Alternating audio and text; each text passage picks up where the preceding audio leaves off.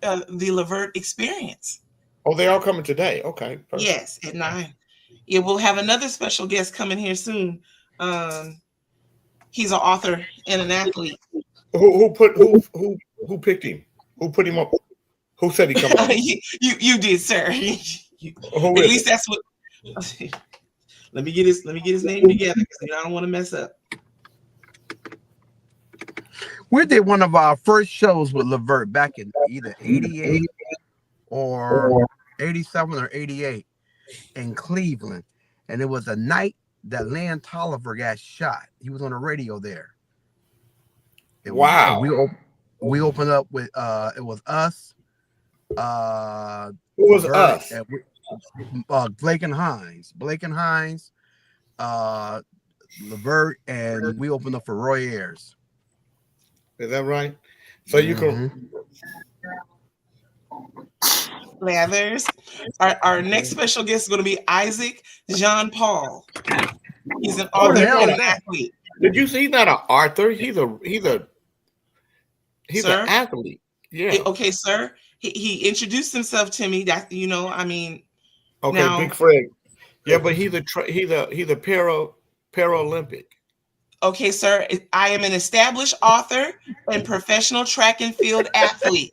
I'm going to respect. So if you're going to tell, if you're going to put some respect on it, then say what he is. You said Arthur. That's all you said. He said established author. Established author and track. He said established author and track and field person. Yes, so I said established author and athlete. He's established author and track and field. Goofball. Love you, Lathers. Get our next guest. You know what? You guys' comprehension is something. You guys really don't read well. Y'all don't comprehend what you read. Good morning, Janet Marie. I had that conversation with somebody this morning. Yeah, Richie Smurf obviously don't comprehend. Wow. Yeah, Ali. Wow. I'll take it right there. Established author and track and field person. Yeah, I just left that out. Track and field is an athlete. Because I know because you don't know how to do details. Okay. That's why we don't have YouTube now. You probably wow. I'm gonna work with you. We gotta have YouTube, man. Come on. I'll put it on my YouTube, man. So our sister Jana Marie, I love you, sister, but tread light this morning, man. Author. Thank you, Jana Marie. Author.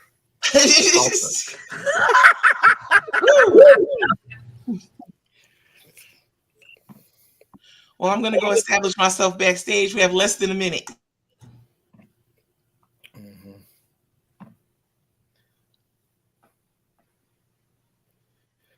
Jay. Good morning, Jay Taylor. Good morning, Lathers. Good morning. I'd like to say good morning with a song for you. Good morning. I'd like to say good morning with a song or two. It's a wonderful day in the neighborhood, a wonderful day for a neighbor. Would you be mine? Would you be mine? Kings of the Morning listeners, would you be my neighbor? Good morning, Big Chief. Would you be my neighbor? Good morning, Willie's in. Certainly, Jay.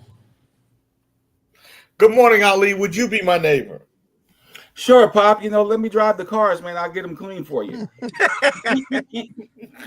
Good morning, Fred. Would you be my neighbor? Most definitely, Jay. And the rest of the crew have a great day. Hey. Good morning, Dr. Dre. Would you be my neighbor? Absolutely, Jay. I would love to be your neighbor, and thank you for asking. Mm-hmm. Anybody who bought Evolve, when I told them to buy Evolve, anybody who bought it is up 192%. You forgot Tim. No, Tim must have just got here. Good morning, Tim. Would you be my neighbor? Hell no. Good. I don't want you in the neighborhood. I don't want no criminal element in the neighborhood. I'm gonna tell you guys another stock that I told everybody to buy. Rich Tech Robotics. When I told them, I bought it at 196. Today it's at 362. Wow. It's up 85%. Yeah. So yes. Wish I would have bought more of it. I bought some. I would have bought more. How many did you buy? Good morning, Nakia George. I bought $400 worth. How much? $400 worth. So if you bought $400 worth, then you bought 200 shares.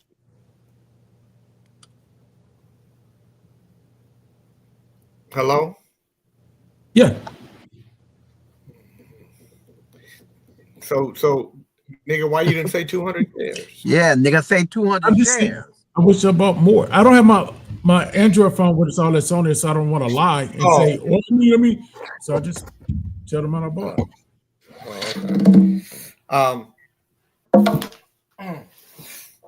So they got this Proposition 50 in California where they want to redraw the districts in California to match what they're doing in Texas. And we already said in the state of California that we didn't want to redraw districts. But now, we're changing our tune, saying, yeah, we got to redraw these districts. And some people are for it, some people are against it. And they're comparing it to Texas, saying we're doing the same thing Texas is doing. But I want to be clear, we're not doing the same thing Texas is doing. Because Texas didn't put it before the voters to see if we could if we could redraw the districts. Texas Republicans took it upon themselves to say we're the majority. Good morning, Daphne, and we're going to redraw the district. California was putting it to the voters, saying, "Look, we want to redraw these districts because if the Republicans do what they're talking about doing in their states and they redraw the districts, they could literally change the world overnight." And while a lot of people think, two wrongs don't make a right, you guys better go read about Andrew Johnson. You guys better go read about Andrew Johnson quickly. Because what Andrew Johnson did literally crippled the Black community, ensured that we would not have any wealth building mechanisms, and all but put in concrete that Blacks would never be treated equally in this country. So if you're in California, you better vote yes on Prop 50. Aren't they bringing it to the people because it's in the Constitution of California? Is that why they're doing that? Absolutely. But that's the difference in California and Texas. California, the people got to make the decision. But there are a lot of people, and there are a lot of people that are opposed to it that are saying California is doing the same thing. Good morning, Stephanie Poole, that Texas is doing, but we're not, because the people are saying whether we're going to support redrawing the districts or not. In Texas, the legislators did it. The people didn't have any choice. Jay Taylor said, hell to the yes, California needs to cross gerrymander. Their playbook is to eliminate Black representation. That's right. Good morning, Dale Burney. And I hope Black folk recognize that.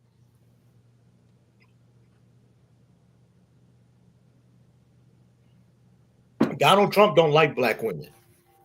He think Black women got man hands.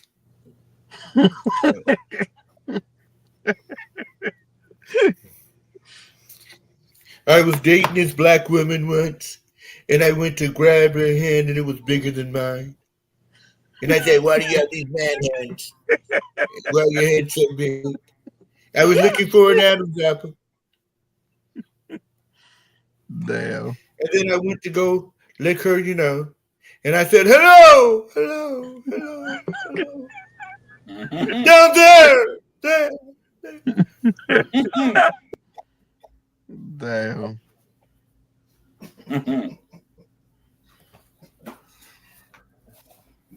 You got Funny as something hell. I was watching Trump on TV last night, and that motherfucker did some shit that you did, and I laughed my ass off. It was dead the fuck off.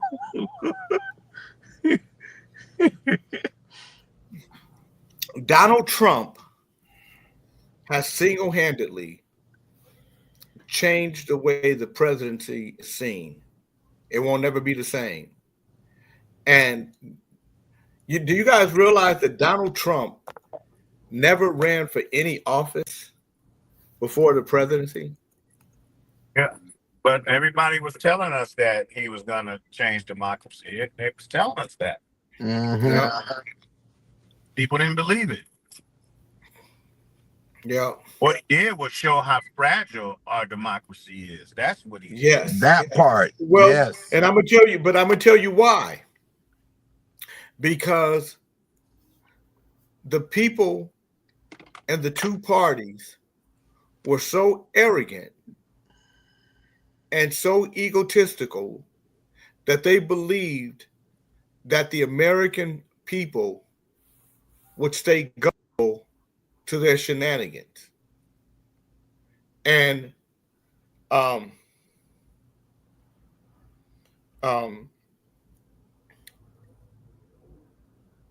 and American people were tired. The American people were tired of being lied to. The American people were tired of trying to be manipulated. And the process didn't see Donald Trump coming. When they gave all that money to Jeb Bush thinking he would be their guy, and Donald Trump, every time he got on TV, he wiped the floor with him. They didn't see the changing of the guard, and they kept doing the same thing over. It's like a boxer who gets used to the same thing and he can't get out of his rhythm. He only fight the way he know how to fight, and he don't see that this guy ain't standing in front of him. He moving. He not fighting a conventional boxing match. He's fighting how he want to fight, and the guy get knocked out. That's what happened. Gary Finney said the con man can't fire Lisa Cook. No, he cannot. And Lisa Cook said, I ain't leaving. You can't fire me. I don't care about what you say. You don't have the power to fire me. And Jana Marie said, and you certainly can't be sassy and unattractive. He'll throw you to the dogs. She's talking about Jasmine Crockett. I like Jasmine Crockett. You know, I like Jasmine Crockett. So what's going to happen, you guys? The Levert Experience is coming to the show today. So the Levert Experience is David Tolliver, who's Lynn Tolliver's nephew, Joe Little, who was the lead singer of the Rude Boys, who was produced by Gerald Levert, and Mark Gordon, who was an original member of the of Levert. Good morning, Lee Fletcher. So the Experience is going to be here. They have a show, I want to say August 30th Yes. at Yoshi's. Yes.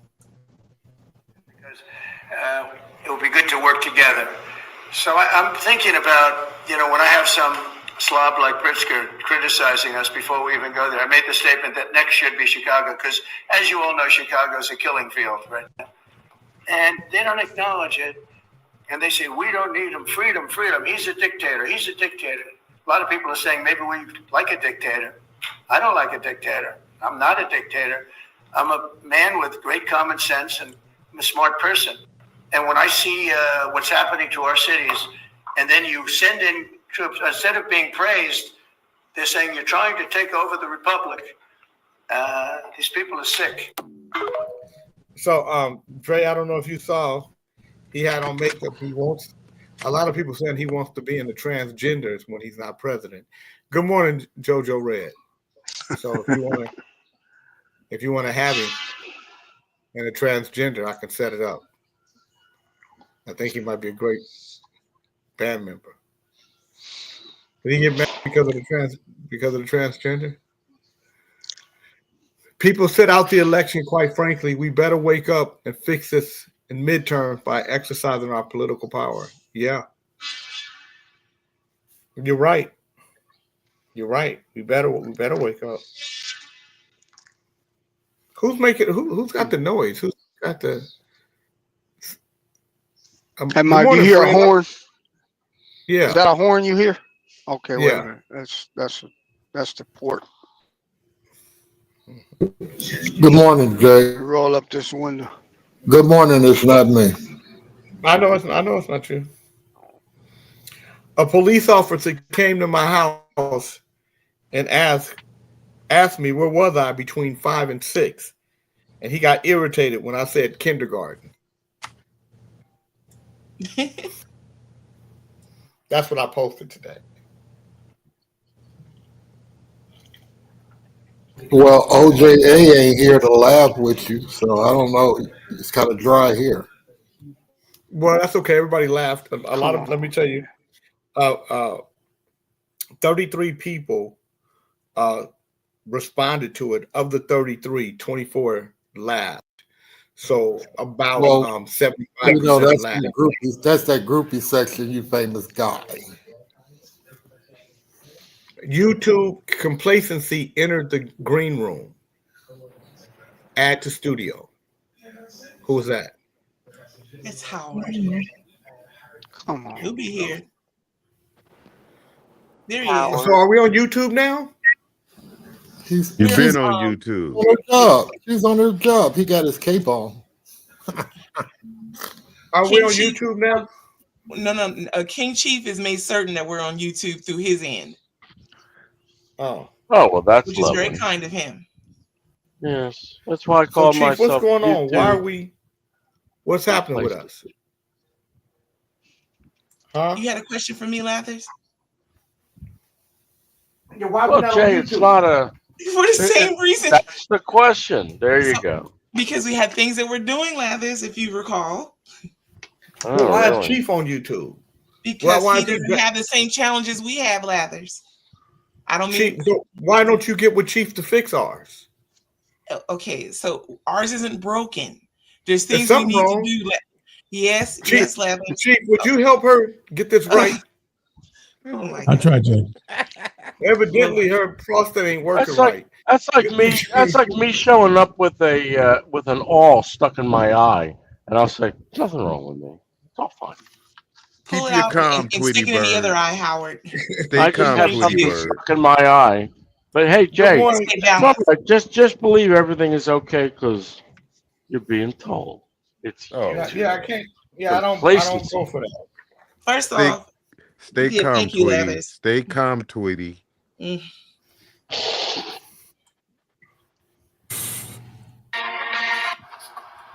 I can't poke you in your eye and tell you that everything's fine. Yeah, you can't see all the ocular fluid leaked out of your eye, but it's okay. It is an analogy. At least you got one eye. Not the one eye I'm thinking of, but at least you got one eye, Jay.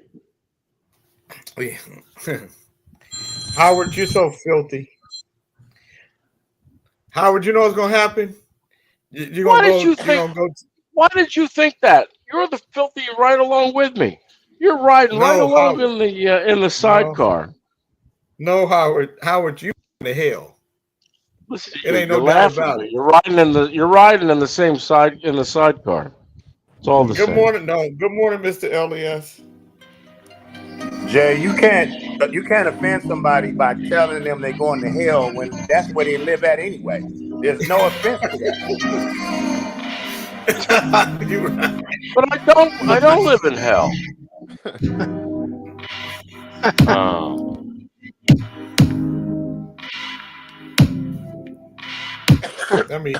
Hasn't had a murder in 11 days.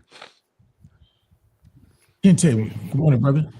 Well, listen, I remember in Washington, D.C., Jonathan and I were leaving and we stopped at I think a McDonald's, and black kid looked young in his early 20s, and he's passed out on the grass in the sunshine. It was middle of summer. It was hot. I called the cops. Took them forever. Fucking McDonald's people, they got mad at me because I called the cops because the fucker's laying on the ground. He's laying on the ground in the sun, dropped his food, is whatever. I mean, obviously he's on something. But the cops woke him up. Is this in Thailand? This is in Washington D.C. The cops woke the kid up. How long? And how old was Jonathan? Maybe 3 or 4. How old is Jonathan? See, I took 18. See, I took Jonathan everywhere. Why, boy? You talking about? Well, I did the same thing. I had the same thing in where we lived in Pennsylvania. But you talking about something happened well, it obviously got worse. It didn't get better.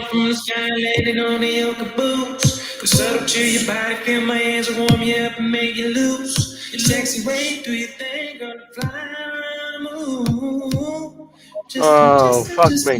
Give me some jazz, Jay.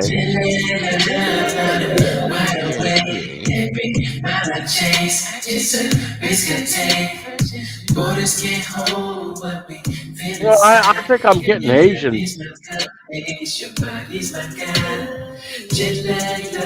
Now, why is that beast muting me?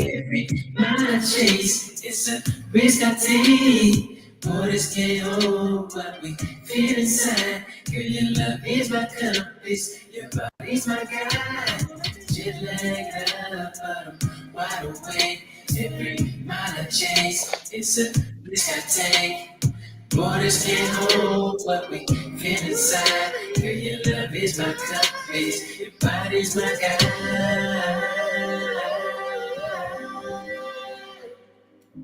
Jay, thank you for that music, and I can't answer that beastie that keeps talking about me, but I would like to wish, dear Jesus,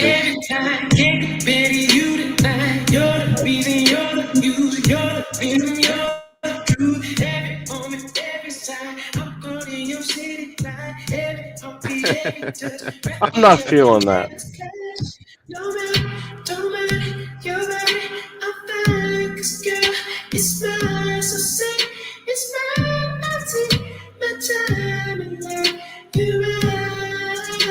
Is that DeBarge?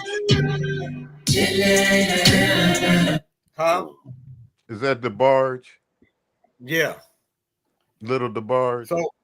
So my plan is to release one song every 3 months only for the first year and a half. One song every 3 months?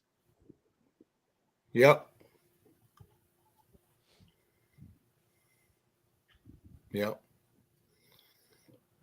What good is it having?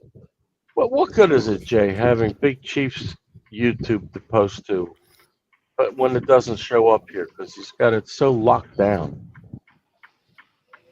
I said, dear Jesus, give her a raging yeast infection, and it wouldn't let me post that. Yeah, well, that's good. Part of the reason why we're getting censored. Listen to her. Okay, right. It's always the musician that blames the instrument. Jay, don't you what's your story? Fuck over here is here to disrupt this show, man. Keep going. Stupid fuck. We don't have YouTube, but it's okay, Lathers. It's okay. You remember.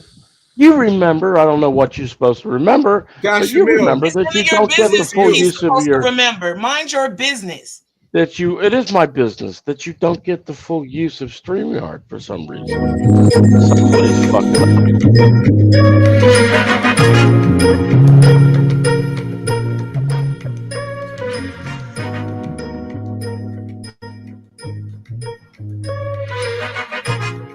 That's the first song I'm gonna release.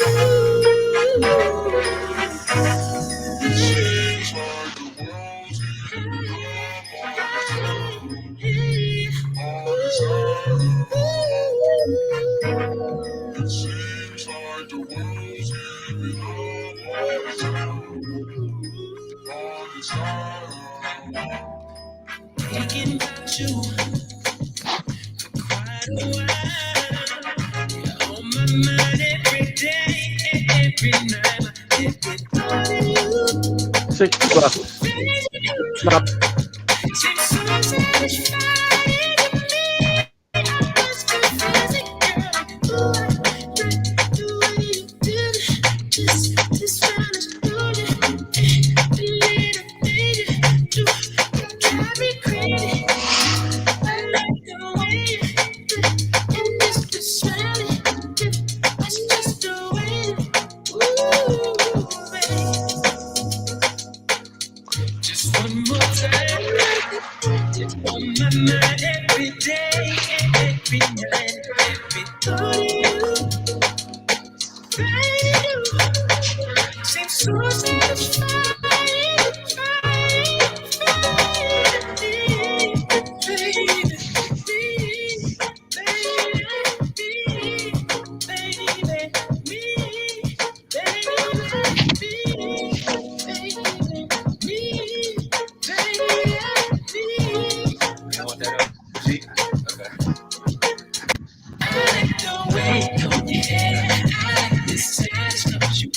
it's just the little things you do that show me how much you care. Like me, I'm all about you. You know exactly what to do. You bring that inside me and make it more than just a dream, baby.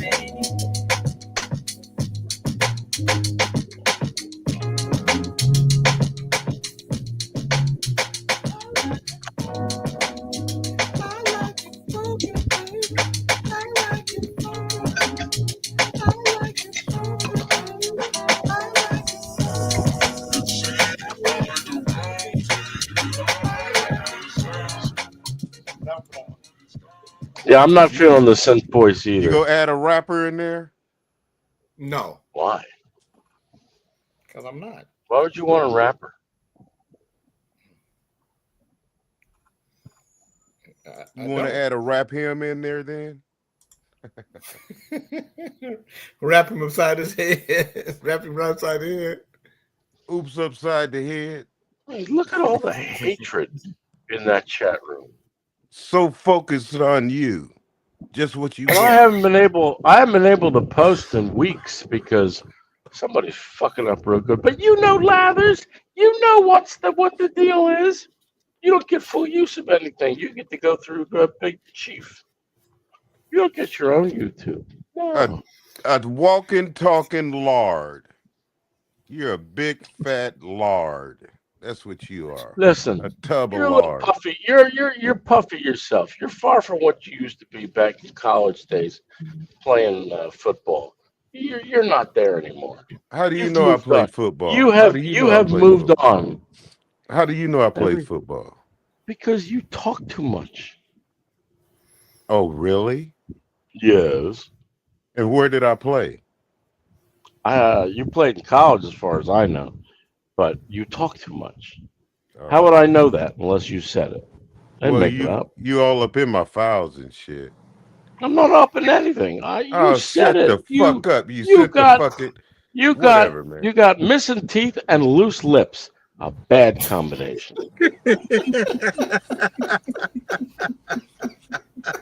I heard that.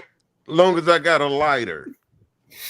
He said, everything with you is about smoking pot. That's a damn shame. Oh my God. Kente, you gonna do the word of the day? Well, of course I will. Okay. You mean I'm well? gonna do the Just say yeah, I'll do it. I'm gonna do the daily word. You said Kente is gonna do the word of the day. The daily word is vibrant. VIBRANT. Living with enthusiasm, I am vibrant. I shimmer with enthusiasm today, alive with the energy of spirit, and filled with the joy taking in the wonders of this beautiful world. No matter my age, my station in life, or my past, I can be vibrant. It is a matter of attitude and outlook. My willingness to live positively and draw my energy from my divine source. I live a God-centered life, seeing the best in others and the world around me. Meeting life as a divine being, I am colors my experience of life. I am eager to try new things, excited to explore, and delighted to be of service. Wherever I go and whatever I do, I am enthusiastic. My energy is contagious and my vibrancy is inspirational. Today's Bible verse is Isaiah 65. Then you shall and be radiant. Your heart shall thrill and rejoice. Yusef Kente, what is the word of the day? J. King, the word of the day is vibrate. VYBR numeral 8, of course. Shout out to Chocolate Peach.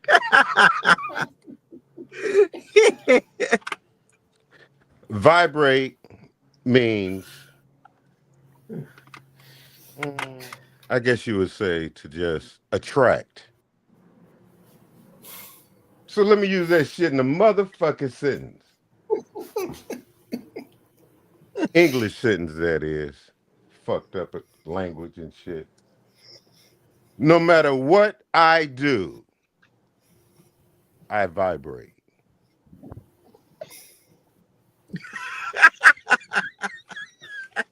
My suggestion to you, sir, is to put the vibrator back in the bedroom. It's fucking you up. You would. It's a different kind of vibrator, Howard. Vibration is a vibration. I didn't say No, it's not. vibration. I said vibrate. It's not even. It's not a word. Well, motherfucker, that means you don't listen well. Just because you make up words doesn't mean that you should foist them on Who everybody the fuck else. made up your face today? I just came from the pool. What's the problem? Oh, so you go blame it on the water? Okay. No, I blame it on the pool. There's a difference between a pool and water. Oh, okay. Blame it on the pool. Thank you. There's no vibration going on. Not like you. Of course not, because I vibrate. Your vibration is pitiful. It's not what it should be. You know what? Well, if it's Go pitiful, that vibrate. means coming Go up is in me. vibrate. No. Coming up Go is vibrate. in me. Okay. Go vibrate and fix the YouTube. Obviously, somebody in the back cannot.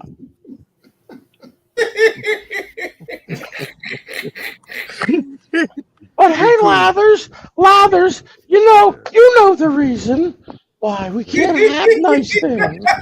We have people here who break the nice things. We want to keep them nice for everybody. But they break those things all the time. It's disrespectful. That nigga said for everybody.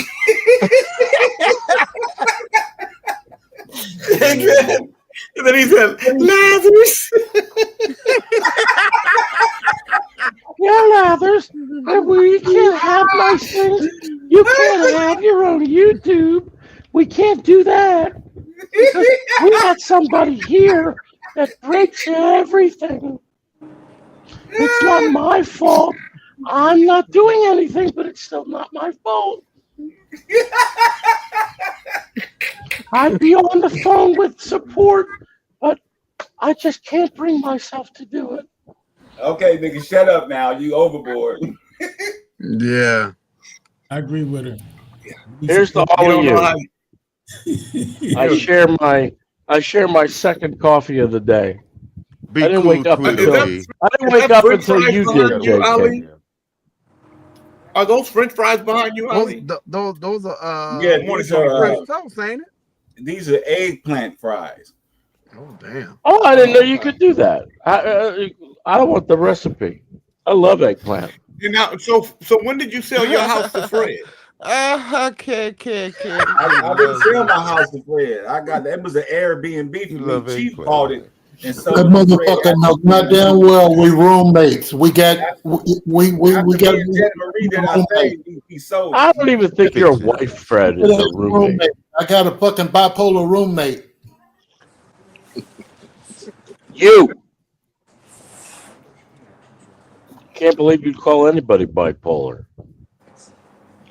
Taking your teeth out, sticking out your tongue, doing that, whatever it is. That's the most disgusting thing I saw. Right, Lathers? Fred's not acting normal, but it's okay.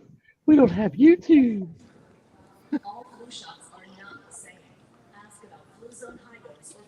Yeah, look at his bitch ass. Just check it. Just look at the Listen, motherfucker. you're so focused on me. I don't even know why. Mm-hmm. But your attention is not ignored.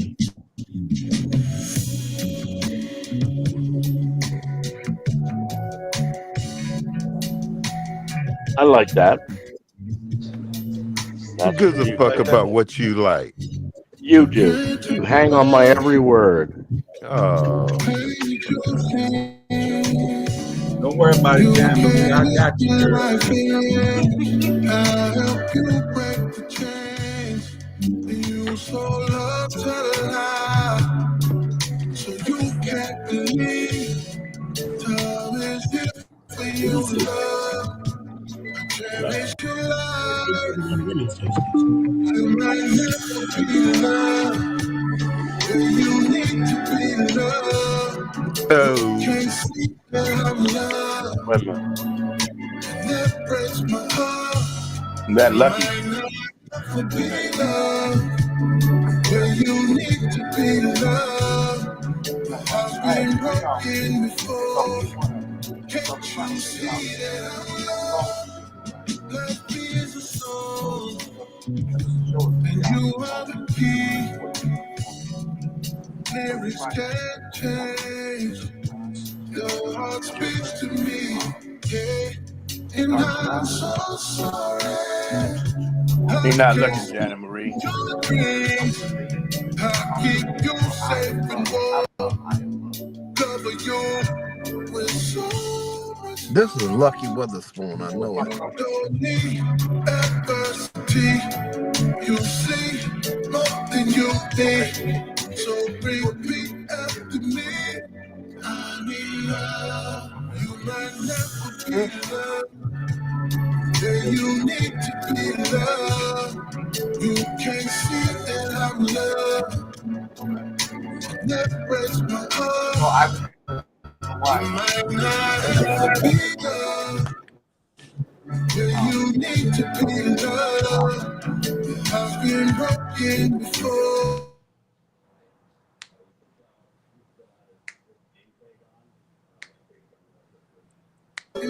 Soul Music clap. stop, Kente.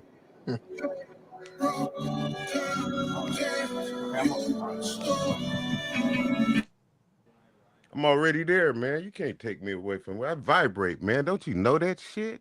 The fuck you talking about, man?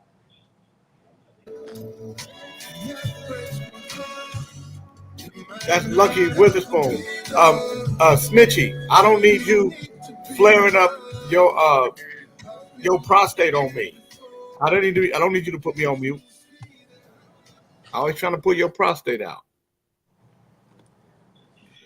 I can't mute you, Lathers, because you're playing the music.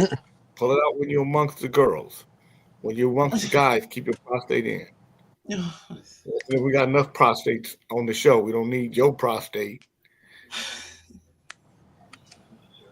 Everybody always now. Next thing you know, they're gonna start pulling out the clitoris. They're gonna be longer than ours. Oh Lord, I'm going on mute.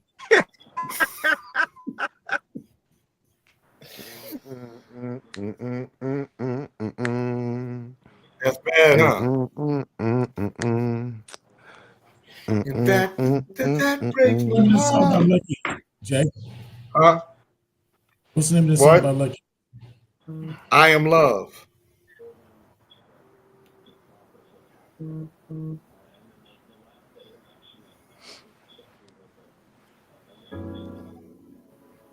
Be cool, Tweedledee. It'll be just like the prodigal daughter. You'll be coming back home. I welcome you. I know it gets like that sometimes. Everybody need love, like Lucky said.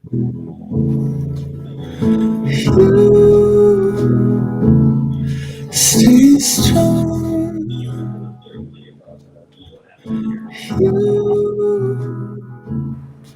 Play on. 5% dependent on balance.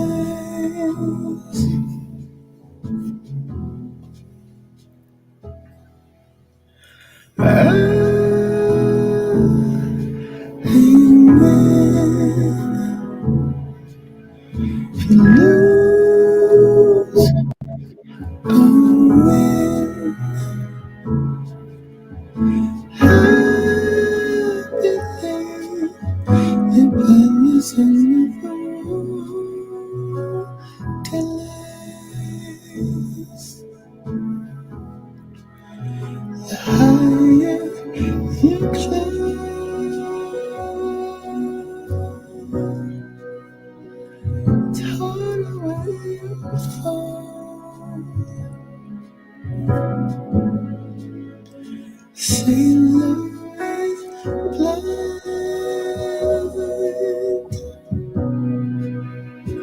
till you hit the wall. That happens true in my love. You swear you pretend to come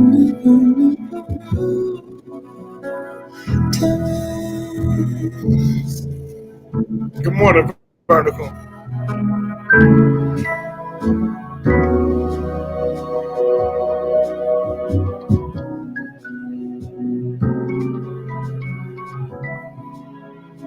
Good morning, Neck.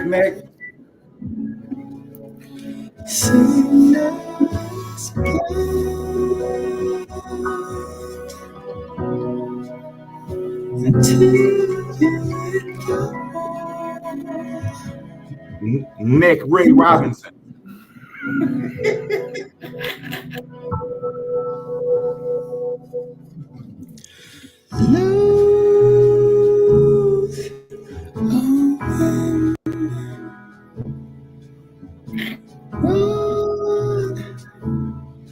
Nick Ray.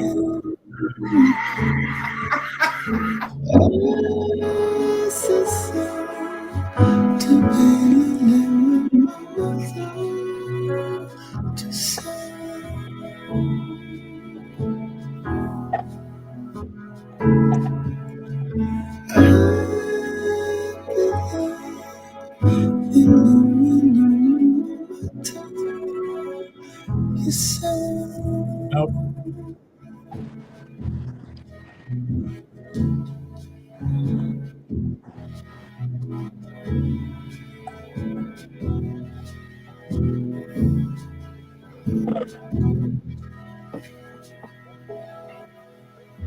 That's Pete Velasco. Slow it down.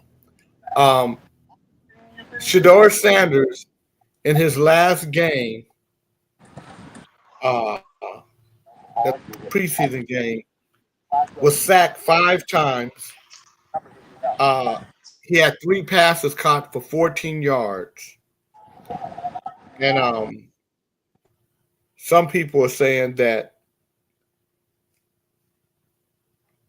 the Steelers should have got him as a quarterback, but the Steelers now saying, we know who this guy is. How many of you guys believe Shedeur Sanders is going to excel in the NFL? And how many of you believe that that he was a 5th round pick because he wasn't that good? Well, he's going to excel, and you got to realize he got hold on. Who want to go first? Ali, did you want to go first? Let Chief go. Let Chief go. I'm after Chief. Go ahead, Chief. Okay, go ahead, Chief. He got sacked that many times because he had it in third and second ring linemen. When he got sacked, the line that he had, 4 of those players got cut. They're no longer on the team. He got sacked with the first string starters there, first of all. And even though he did have a horrible game, he still did better than Dylan. Dylan threw an interception and a fumble. So, I think if he's given a fair opportunity chance, he will succeed in the league. He's a hell of a quarterback. When he was at Jackson State, he proved himself, and they said, well, he's at a weak school. He went over to Colorado, the big leagues, Colorado, and did the exact same thing. He made a difference. Everybody said they didn't go undefeated, but you're looking at an organization that started off from scratch. They were like 1-10 for years. So they created movement and Vertical said he already showed them his capabilities. Jay Taylor said he will excel. Give him time. Good morning, Mo Moon. Good morning, JoJo Red. Ali, what do you say? Yeah, I mean, look, man, getting sacked is showing your toughness too. So, a lot of quarterbacks get rushed like that. I seen Tom Brady's ass get tore up like that one game. So it don't matter. He just showing his toughness. He can play football, and he should have went earlier than the 5th round. One of them teams should have picked him up because he's a damn good quarterback. He's better than the quarterback on the Chargers. He's better than the quarterback on the Patriots. It's like they're playing games because it's a Sanders last name. Well, I'm going to tell you, the Raiders is my team, but whatever team he ends up on, I'm rooting for that team to go to the Super Bowl. Yes, Chief, say one more thing. Every receiver he threw to in college got drafted before him. Now, if he sucks as a quarterback, how does all his receiver go pro and go before him? Yeah. Since when a quarterback gets sacked, it's 95% his fault. Since when? So this is what they're saying. The Steelers have quietly built a strong foundation, one with minimal distraction and maximum focus. Aaron Rodgers is offering veteran guidance. Mason Rudolph has looked more confident than ever.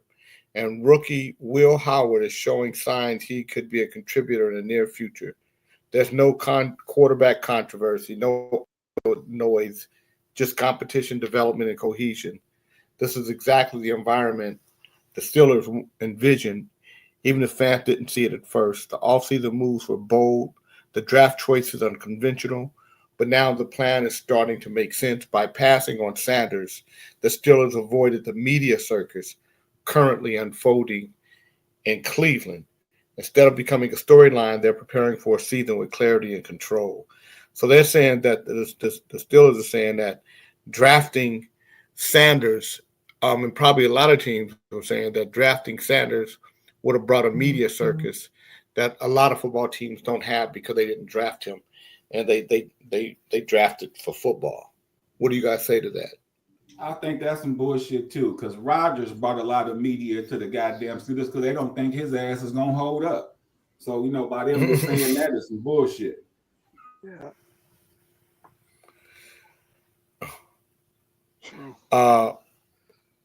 The Post, Michael Irvin suggests Buccaneer Shiloh Sanders wasn't released because of the ejection from the Tampa Bay Buccaneers' decision to release rookie safety Shiloh Sanders was not simply fallout from his preseason ejection, according to NFL legend Michael Irvin. Instead, Irvin said the move was a calculated roster strategy that could ultimately benefit both Sanders and the team. Sanders, who's the 25-year-old son of Hall of Famer Deion Sanders, was waived by Tampa Bay after being tossed from Saturday's preseason finale against the Buffalo Bills for throwing a punch.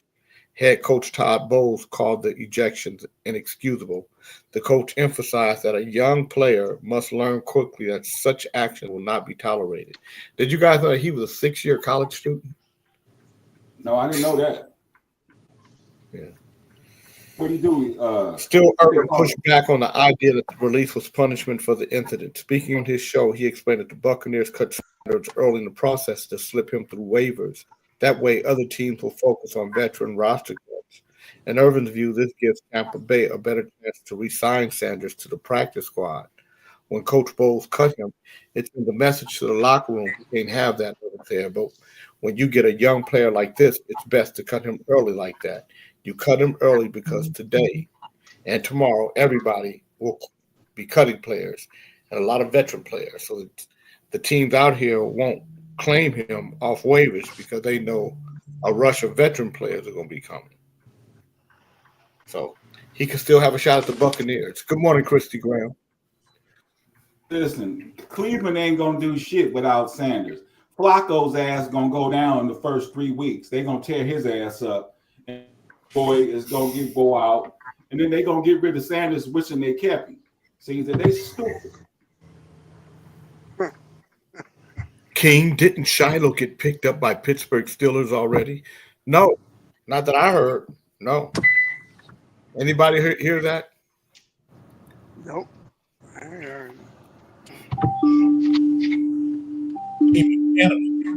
His brother. Did Shiloh Sanders get picked up by the Steelers?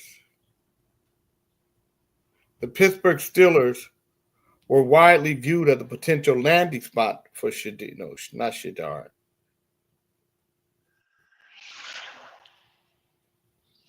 Did Shiloh?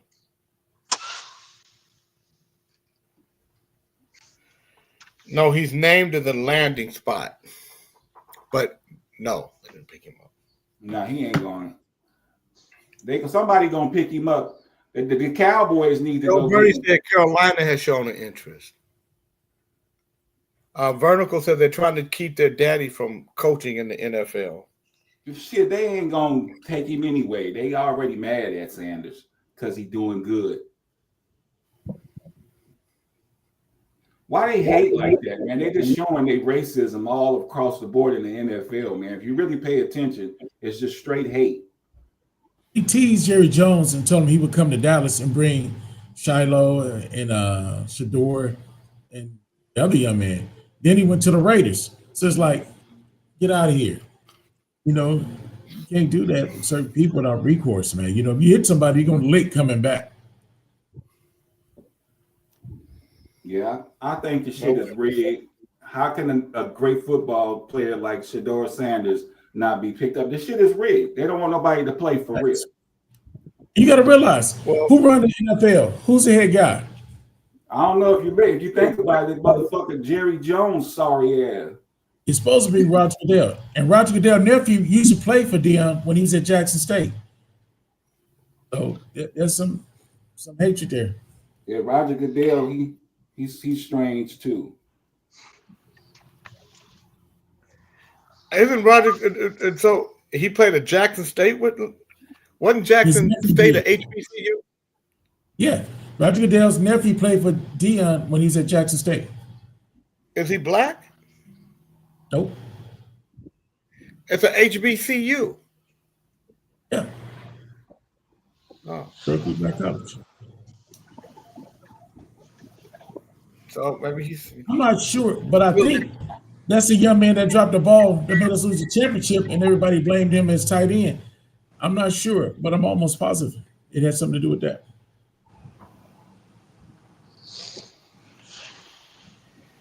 All right, so Mr. King, I hope you're having a good day. Can I get an interview to promote my new album, Got a Summertime Song, a love song, and a gospel song? All right, let me see what he got. Summer's over.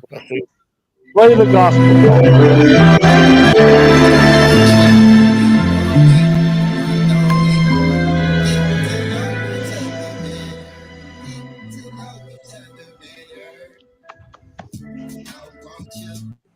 You want me, why don't we get to know each other better? Get to know each other better. I want you, you want me, why don't we get to know each other better? Get to know each 7, 135. High cheekbones with the Chinese eyes. Met her on a Monday, let her by Sunday. Played hard to get, but I knew I have her one day, so she became a part of my plan.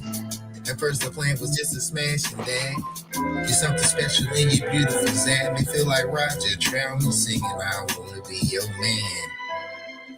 I want you, you want me, but don't we get to know each other better? Get to know each other better.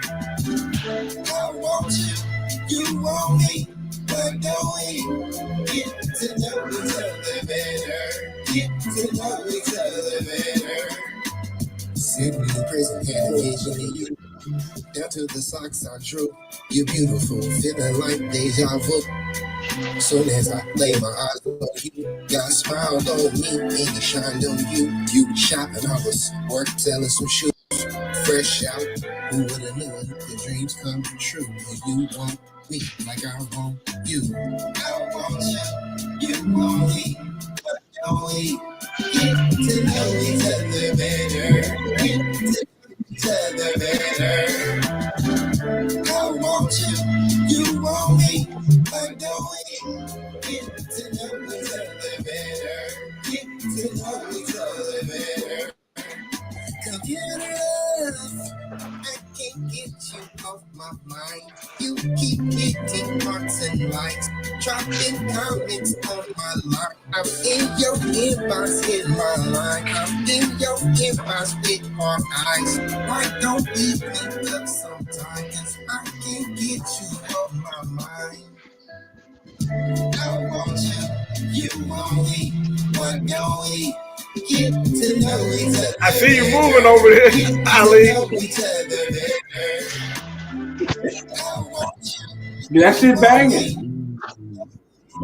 Get to know each other better. Get to know each other better. You like that, huh, Ali?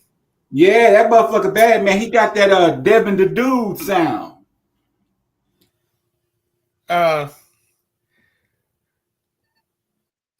Who is that? I didn't feel it. What do you I think, didn't Jay? feel it. If he was down to your last dollar, would you buy that song or a sandwich? I'm gonna buy a sandwich. It's good. Buy a I mean, po' boy. I think the song is. I think it's got a great potential, but it needs to be produced properly. It just it need a little touch up, but he right on. You know, Devin the Dude. You know Devin the Dude, right? Yeah. Yeah, he sound like that motherfucker's bad.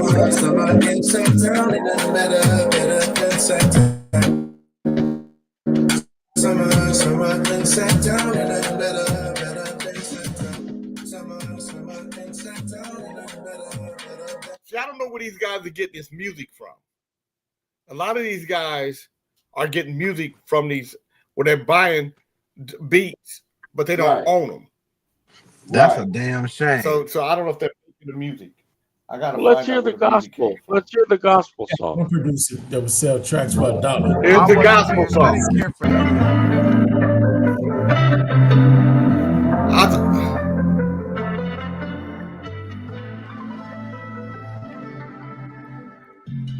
You brought me from Almighty. Brought me from It sounds like gospel to me. Gospel song. That's gospel. Because I know my prayer is really working for me. Because I love God, I gotta give him the glory. Glory to glory. Now let me tell my story. My baby died in the room. The doctor let her pass away. Said, sit in the shrine, told me it just took. It's rap. It's not gospel. How you doing, Reverend Lovelace? Hello there, J. King. It's me. It's Reverend Lovelace. I just want to say I listened to the gospel song, and I'm very disappointed in you and the Kings in the Morning for listening to this music that they're calling gospel. There's nothing gospel about this. And because you all are listening, there's a fine you have to pay.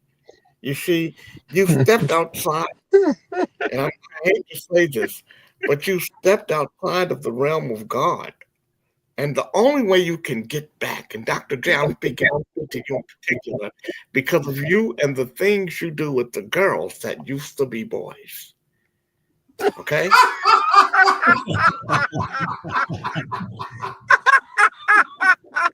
Come on, Now, man. Shit. I'm sorry. And now you're listening to gospel, and I watched you bob your head. You're listening to gospel music that isn't gospel. That's the devil.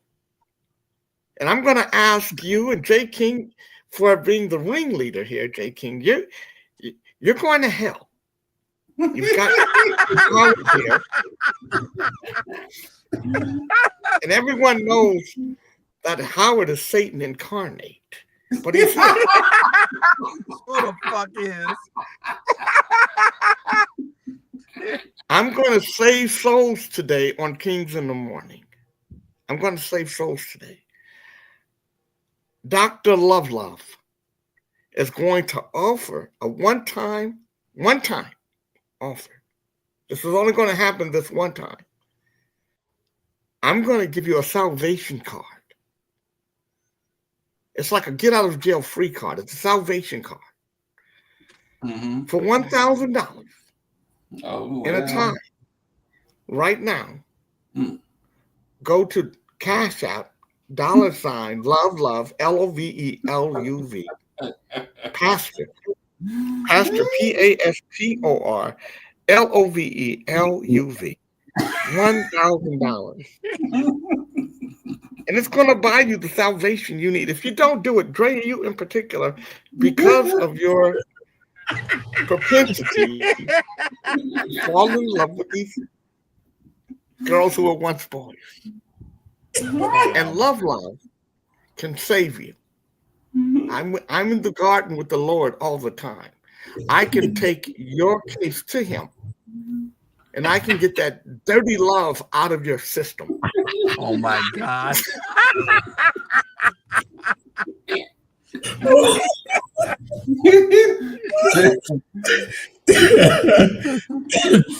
Wow. That nigga said ringleader hell.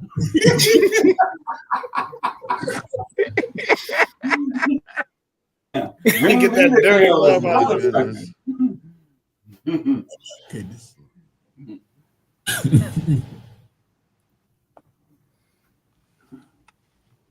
That Reverend Love, but that nigga, that's the cold Jerry Lewis shit you got going, Pop. I like that motherfucker. Love is something. I thought I saw David Tolliver come in the chat into the room. Is he here, Snitchy? Yes, but we have two others. There are three total. They're coming in together. I'm hoping in just a moment. Yes. What is Snitchy doing? She don't know. I'm here. Y'all can't hear me? Now we can. If Okay, only we couldn't. So I am make saying, it so we don't hear her. Howard, do you mind? No, I don't mind at all. Okay, great.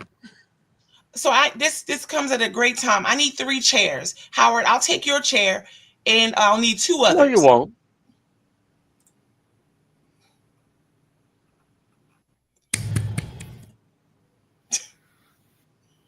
So Lathers, I'm just waiting for them all to come together. But I do need 3 chairs total. So I'm either going to rotate seats so everyone gets an opportunity to speak with our guests today. You can take me off. Take me off. I'm off already. Don't. Oh, we have a technical problem. So Scissor's chair is moving. Why don't you listen? I'm volunteering my chair. King Fred, I did hear you. Thank you. I need one more. So Tim can come off too because he's not a regular. So keep Ali, Dre, and Chief, and Howard. All right. You need that token white guy. Well, Howard. Jay, please read the comments, please. You don't know if you a token, man. You might just be a coin, not really a token. We need to get rid of you. He's always doing something he shouldn't be doing. You gonna put your ass on mute too, token. Yes. Oh yes, listen to her. She got a little excited back there. Oh, get her a napkin. Hey, you gotta go put a shirt on for the interview. You gonna just, we got guests coming though, AJ. Go put on one of your muscle shirts. Oh, we got you guests want coming you on, want man. a Put some proper goddamn clothes you want on. a proper shirt. Nigga, go put on the shirt. I think the Jew can abide. You should. You's a good dude. You know better than that shit. Well, I didn't remember you were having somebody on here. I was too fixated on the fact that you don't have your own YouTube. My Yeah, mistake. don't worry about that. We still got J. King. Sit on the shirt. J. King was before YouTube. He was? I'm not even before YouTube. Oh, get a shirt before your camera. Yeah, as soon as I get up out of my seat, you know what she'll do. She's just looking for any reason to cause trouble. But there's no YouTube. No YouTube. Howard, you have a YouTube. Would you please Oh move my on? God, Lathers, he's not talking nicely to me. It's not about nicely, Howard. It's just about some kind of decorum of some kind. Help me. Nicole, just put his ass on mute like that. All right. Thank you. Thank you, Cuddles. Okay, Lathers, all Did you see right. what happens, Cuddles? You put him on mute. You put him on mute. You take him out. You'll just stay right there, Howard. Thank you so much. Yeah, and then you start acting right, you bring him back. Okay. Well, finally, you got smart. So Ali had to get you smart.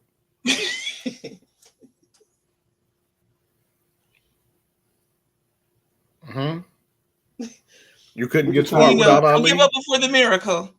We're just trying to keep the noise down, Pop. There's a lot of noise and racket and shit in the back. Ali had to get you smart. You couldn't pull out your own you don't pull out your prostate when you're supposed to, but whenever you ain't supposed to, you always got it hanging. So bring Dave on. You ain't got to wait for everybody. All right, okay. Here we are. We're ready now. We're ready, and here we go. Without further ado, the Levert Experience. And put them all at the top with Jay.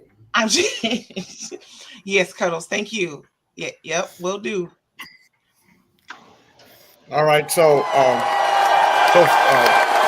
when we get them on here, we're gonna find out how Levert even came to be, how the name, because I think Mark Gordon is their cousin. I want to say that I know they're for certain twins.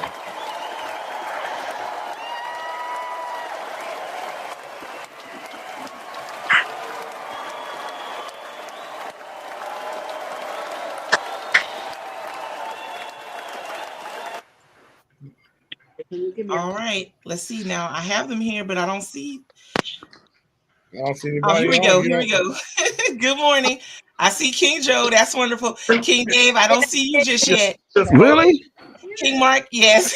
King Mark, if you would please turn your camera on so that I could bring you to the stage, that would be wonderful.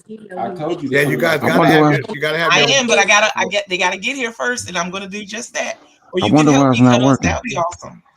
Good morning. I wonder why it's not working.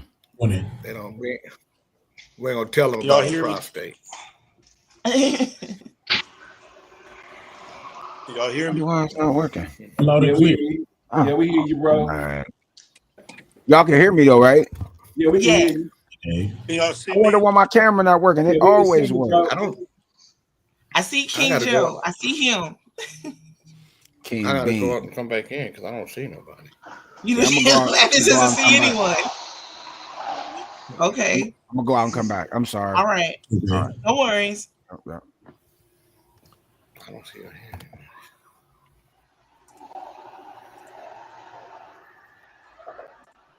here. Dave's gonna come back in, and we got the good brother right here. We got him. We see him and hear him loud and clear. He's walking. How you doing, great brother? You great out there today? It's all good, man. How you doing? Oh man, I can't complain, man. I'm grateful for every second. That's where we gotta be. Yeah. Yep. Okay, we got Mark And I right see King here. Mark. Yep. Brother Mark. We're gonna bring Mark up to the top with my great brother Joe and the Root Boys. Rest in Here's peace to my Jay's boy. back. Rest in peace to Buddy Banks. That was one of my great brothers. You know. What's happening? How you doing, Mark? Good morning. All good, all good. Waiting on Dave to come back in. Yep, here he comes. There he is. There's Dave. Put Dave at the top up there too. All right, there he goes. That's my great brother Dave. How you doing, What's Dave? up? I'm all good. How you doing, man? Oh man, I miss you on the radio, man. I used to call your show all the time, Blog Talk, man, and I'm like, damn, where's Dave? Oh man, I had to jump off the bridge of Blog Talk.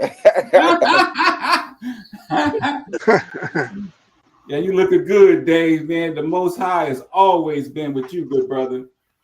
And you ain't got to tell me. I know. Yeah. We waiting on J King to come back in, and then also they go Joe right there. Yeah. I wonder why my camera not working. That's crazy. Well, you working great now. Well, I'm on my phone. I hate using my phone to do these. Oh, okay. We good though. We as long as it's rocking out, we popping out. And everybody's on their chargers, correct? Yes. Okay, wonderful. We're waiting on J King to come back in, and then I guess we'll start. But we appreciate y'all's time anyway, though, man, because y'all some great singers, man. I know about all of you guys. Y'all got a gang of hosts on here. That's what's up. Okay, let me tell you guys what Ali is saying in language that you would understand. Mwah, mwah, mwah, mwah. You know, hey, I wouldn't kiss these brothers like that, but these brothers had a lot of girls kissing them. They don't need me. So August 30th, you guys are in Oakland at Yoshi's, right? Yeah, Saturday. So before we even get all the way into this, Gordon is an original member of Levert. And Levert was made up of Mark Gordon, Gerald Levert, and Sean Levert. Mark, how did that group even come to be? And were you guys performing or before you started the group, or did you guys how did that all happen? Well, if it wasn't for our mothers, Martha Levert and my mom, Della Louise Gordon, it probably wouldn't have happened because she took me over there one day and dropped me off. And that was it. You know what I mean? But we went over for a visit, and I hung out with Sean that day, and we they had everything at your access. I'm talking about swimming pool, the basketball, tennis courts. I'm talking about 31 flavors, ice cream in the basement. They had everything at the house. And but I stayed in the foyer where the piano was. And me and Sean sat there, and I played some familiar songs, and he sang and we sang, and that was the start of everything. And how old were you? I don't know, probably like 14, 15, something like that. And so you guys decide at what age we're going to be a group. Well, instantly when Gerald, because Gerald wasn't there, so when he got home, Sean told him everything about what happened while he wasn't there. And he's like, yeah, this guy came over and he could play better than you and blah, blah, blah. Mind you, Gerald didn't really play, but he was, he was being made to play, but he didn't really want to play. He just wanted to sing. And so the next time I went over, that was the start of everything, and we hit it off without a hitch. It was just like, it was supposed to be, and that was it. But we were performing. How long did you? Go ahead. I'm sorry. Continue. Yeah, we instantly gathered a band and started trying to perform, but we wasn't getting those shows immediately. So we were rehearsed. We were well rehearsed for whenever we did get a show. And so that's what we did. We did the Chitlin circuit. We did a lot of little clubs. And mind you, Sean and maybe Gerald at the time, we weren't old enough to be in these bars. These bars was like, you had to be 21 and over. And so we wasn't really old enough. So we had to go down in the basement in a lot of places. And you know what I mean? We had to go into another room. We had to stay out of the bar. But so when what we year? performed, What year? Go ahead. I'm sorry. What year did you guys make your first record? it was like 84 that we did the independent record. And then like shortly after that, we were signed to Atlantic. And what year did your first single, Pop Pop, was your first single, right? Yes. And what year did that come out? That was like 85. Okay. So I want to stop right there. Because while you guys are doing this, I want you guys to just kind of know what Cleveland is. Because when people talk about Cleveland, they talk about Cleveland like it's this industrial town. They don't talk about how hip Cleveland was. So Mark is in Cleveland. So he's talking to you about the Levert House in Cleveland, where it snows and gets colder than a motherfucker. Because I've been there. They got a swimming pool and a tennis court, and they got all the goodies. But they also have Lynn Tolliver. Lynn Tolliver is doing radio.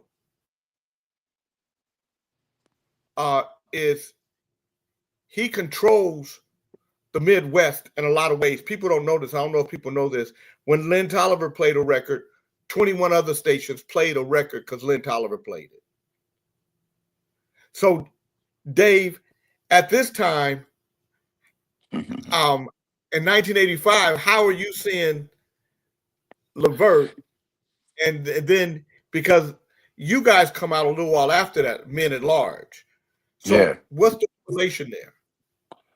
The crazy thing about that is my mother, my Lynn's sister, was working at this record store called Fillmore East, where a lady named Beverly Taylor owned it. And that was actually right down the street in this plaza, Lee Harvard Shopping Plaza, right down the street from the big house is what they called it, Eddie and them crib. It was probably about 3 miles. You say, Mark, 2-3 miles. And Gerald would just come in there casually all the time. And Beverly hugging all on him, my mom, and I'm like, who, you know what I'm saying? Like then I eventually started knowing who he was. So I was like about 85. And then, around 85 when they were jumping off, that was the time where I was hanging at the station. I was doing a lot of promotions. I was on like the little, street team or whatever they had. And, I would go out at the park because ZAK would host the events at the park and they would be there performing. I used to be like, damn. And, like 7 years. I mean, we like about 4 years, a year later in 86 is where we saw Gerald at Jeffrey Charles' house. And Jason and myself started singing. And he was like, yo, I'm going to hook y'all up. We ain't see him after that. We for another 3 years. We saw him in like 89. And I was coming out of a studio with Johnny O and his rap group. And I saw him again and he said he had this idea for some big dudes doing a group. And lo and behold, here we are. 30 something years later. It is what it is. MAL, baby, Levert Experience. And then Joe Little is the Rude Boys. I remember first hearing written all over your face And the first thing I heard, I said, "Who is this nigga? Who is this singing nigga right here?" And it was Joe Little. Joe, how do you intersect with Levert? Because I believe Gerald, you guys were Gerald's group, right? Yes, for sure. I actually met Gerald through Eric Nolan Grant from the OJs, and he first introduced me to him. But time went by, and eventually partnered up. We were singing in a club called The Reason Why in Cleveland, and that's where he discovered us. And so we were singing a song with this lady named Evelyn Wright. We singing a song called Everything Must Change, and I told everybody, say, "Hey, y'all, we got Gerald Levert from the group Levert here." Said, "Gerald, why don't you come up here and sing?" And he looked at me like I was crazy, but he came up and sang, and we had a very explosive performance that night. And so he told us after that later on, a few minutes later, he liked what he heard, to meet him the next day at his house. And so we went up there about like 2 p.m. the next day, and then we met Eddie Levert also. He was there and we sang. He liked what he heard. Eddie said we was all right. But he was like, Dad, I'm get with these guys. And the rest is history, man. We came out with our first album, Rude Awakening, had 2 #1 hits off of it. Are You Lonely? And then the smash single, Written All Over Your Face. And we got 1991 R&B Song of the Year for that at the Billboard Awards when it got the awards. So that was the journey of the Rude Boys, man, combined with Gerald.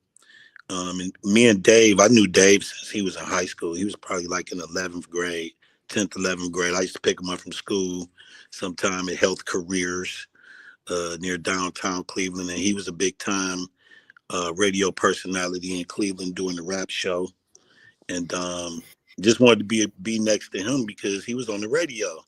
So he was kind of me already, by just being Dangerous Dave on the radio, and we came together and we. But he was So what is it about Cleveland? It seems that you guys, a lot of heavy voiced singers come out of Cleveland. So the water, the pain, and smoke, the pain. Shmata. It's a rough city to live in. They say if you can make it out of Cleveland, you can make it anywhere. So it's pretty tough. What brought you three together? Wow. How did the three of you come together? It was Tom Joyner Cruise. Tom Joyner Cruise. It was Al Nolan had been trying to, put this thing together as far as us doing the boat, doing the cruise for like 2 or 3 years. Yeah. With different people, entities to try to do this Gerald tribute. And so finally it came through. And I think they had booked Dave and Joe already, and I was kind of the last guy to be booked. And so I finally agreed to do it. And so I was like, well, you know what? Let's see where this thing gonna take us, because I had just talked to Eric Nolan before that, and he was like, man, you got to get back out from the OJs. He said, man, you got to come back out here because they want to hear the music. They want to see you. And I was just like, man. And I had been going through some stuff to where I really was I was really about to hang it up. Like I didn't really care no more. You know what I mean? And so this was kind of like a list for me to kind of come back, display the music, display the catalog, and get with some guys that came up through our production company, Trouble Productions. It was like a match made, you know what I'm saying? And so everybody, was clicking. It was kind of like old times, you know what I'm saying? And it was like it was the right situation. So that was the start of it. And then, fast forward 2 years, almost 2 years now, we're back on the boat for this October. We're doing multiple shows. In fact, one show we did with y'all, Yes. San You know, Francisco. yep, San San Francisco. That's Francisco. right. So we still kicking, man, and it's a it's a pleasure to be seen. You know what I mean? Man. Absolutely, man. It's good, and you guys sound great. You guys and all y'all can sing, and that's and people don't know how good of a singer you are, Mark, because because you with Gerald. Gerald's such a heavyweight. Oh yeah, People don't yeah, realize yeah, that all of you guys, Sean could sing. yeah, You yeah, know, and that's what's special about watching you guys. Is that you got three guys that are really great singers in and of themselves. So you're going to be at Yoshi's. So tell me, what time is it? Is it one show or the two shows? What time One the show show right now. start? One show. So Yep. Yoshis.com. If you guys, and that's going to be August 30th, and is that this weekend?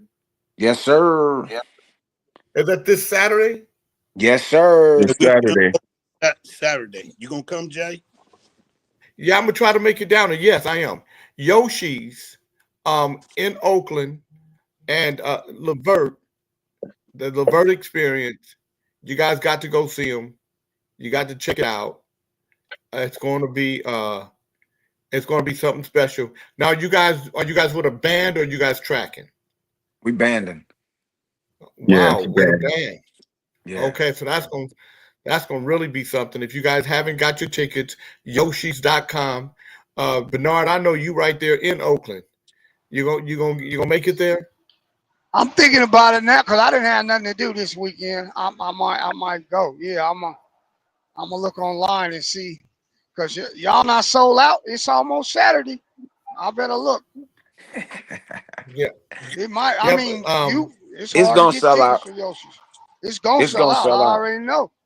Yeah. Yeah, I'm finna. Yeah, you got they have another festival going on there. I won't mention the name, but where you should go is this nice up close and personal crooning, sing you down. Fellas, if you're having problems with your lady, this is going to, relax her tension. So when you go home, it's gonna be well, you know what? I forgive you, baby. I'm in the mood. I'm in love again. You know what I'm saying? Like that's what's gonna happen. And fellas, if you just taking your girl Charles, out for that's the not how first you time, spell Levert. It's L-E, not L-A. Levert. You niggas come on this show not spelling. Learn how to spell. It's not Levert. It's Levert. I was spelling that. And well, Six Eyes can't see, so he probably know he even did that. that's a little bro. What up, Six Eyes? Love you, man. I ain't talked to you in a minute. Yeah, That's my little bro, man. yeah, Hey, you wanna I know what's know. I crazy love. about him? Is he could see better now blind than he could when he had sight. I've never seen anything like that. Like he cleans his house with the mop and the vacuum, where he cooks and all that mess. But before he would knock over everything. I mean, he couldn't do anything coordinated, man. I was like, damn. And now it's like he got perfect vision and he can't see nothing. He It's can bowl his one show, ass off. marketing. It's one show. It's Saturday. One show, 7:00. So you guys got to get your tickets. I'm gonna tell you something about Six. Whenever we wanted, we used to miss Lynn when he Yeah. first passed. Whenever we wanted to hear Lynn, we would tell Six to be Lynn Tolliver. Yeah, he Nobody. cold with it. I've never heard anybody that close. It scared the shit out of me. Except for Dave. Dave do a good land too. Yeah, Dave. Because Dave is Lynn. Dave is Lynn Young. Yeah, reincarnated. Yeah. I'll take that. He was a great man, man. Oh man, that's my dude. Yeah, I know, man. The He reason loved why you, man. He didn't, like I told you the other day, he didn't like many people, but you, Bow-legged Lou, Gerald, Eddie, Cat. He didn't mess with nobody, but he really, really, really loved you, bro. Real talk. Oh man, Lynn Tolliver. The reason why the J King Network happened is because of Lynn Tolliver. He listened to my Sunday show with me and Robert Redwine, and he said, "Hey man, I love your network. I love what you're doing." I said, "No, it's not a network, Lynn. It's just one show." He said, "Well, it should be a network." And I said, "Then make it to a network." And Right. that's what Lynn Tolliver did. Yeah, man. That's what he did. Man, great man. But you guys come from great legacy. Yeah, About definitely. about the Levert experience is it literally is the Levert experience because of the connections of all you guys. It's not like you guys went outside of Cleveland to find, Mark, you could have easily have said, you know what, I'm just going to find two other guys, but you literally found the DNA, other people with the DNA. And Yeah. that's what makes it, that's what makes it really special. Yeah, that's what Family makes it tree. special. That's what makes it special. And a little insight to that is we just had a rehearsal this past weekend, and here in Atlanta. And so while we in the rehearsal, Eddie calls. Eddie calls and he's like got his ear tuned to what's going on with the Levert experience, and he's like, "Yo, we gotta represent. We gotta do what we do." And it was a real encouraging conversation that and it was a surprise because we had heard he had been talking and interested in what we were doing, but this kind of really confirmed that he had his ear to what we were doing. And so you might be seeing us in the near future with Eddie at some point. Yeah, that'd be great. That'd be great. Well, I manage Eddie.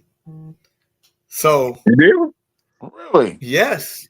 Man, what don't you do, Jay? Damn. Yeah. So we've been talking about a lot of different things. God damn, Jay. At work. Yeah. Hey, let me tell y'all a funny story and real quick about how this came together. When Gerald and Sean passed, I told Mark, I said, "Hey man, I'll lose 200 pounds, man, if you let me get in the group," because I felt like I was the only person that could pop in there and do what they did. And his response was, "Yeah, yeah." Hey, And he you got gonna the little stop trying to snicker like that. imitate? Hey, you So gonna here we stop go. trying to imitate me, man? Here we go. Almost 20 years later, I lost 160, and I'm in the group with my man who was my favorite because this is who I used to call a radio station all the time and be like, "Hey man, Gerald need us in the studio tonight," and we at Mark's house kicking it for like 2-3 days straight. So hey man, you never know, man. Anybody listening, you put it out there, it might come back to you, man. Your wishes and your dreams is like a boomerang. If you throw it up, it just might come back to you, man. So I'm hey man. But it says a lot of times people get that opportunity coming, they ain't ready. So you was ready. Man, That's I the ain't had other no thing. choice. Yeah, man. Yeah. That was the thing about having. Lynn Tolliver. Yeah, that was the thing about having is Lynn your on. uncle. If you ain't nothing else, you got to be ready with him. Man. Lynn will leave you. Hey man, Hey, he'll cut you off you in a weren't minute, ready, bro. man. Yeah, Lynn ain't playing. Yeah, man, I don't have time for that shit, man. Listen, man, I'm busy as hell, man. I don't have time for that shit, man. Look, man, if I sang like you, man, I'd be rich as hell, man. Shit, man. Fuck. That was him every time he saw me. Man, if I could sing like you, man, I'd be rich as hell, man. Shit, man. Fuck. That's Lynn all day. That was his.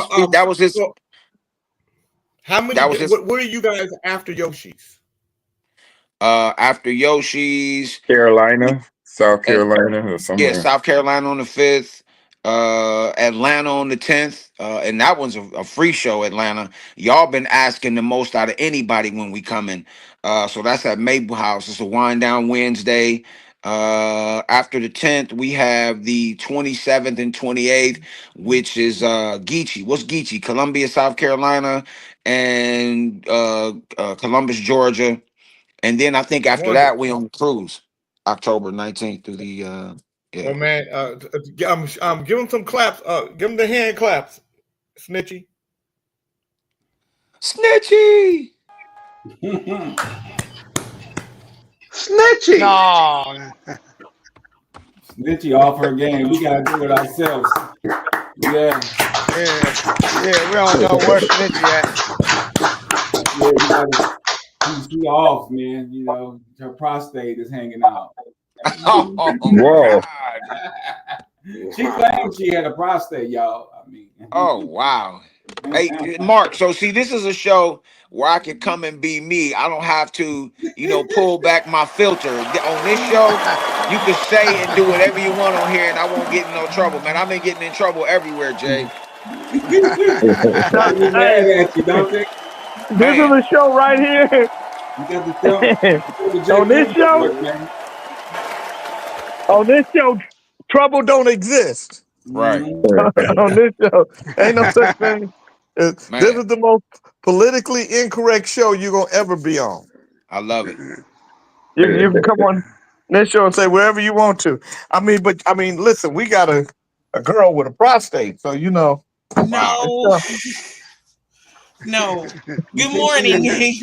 Girl with a prostate. Wow. No. Look at her. She came out the Well, back. she told us How did that happen? How you get a prostate?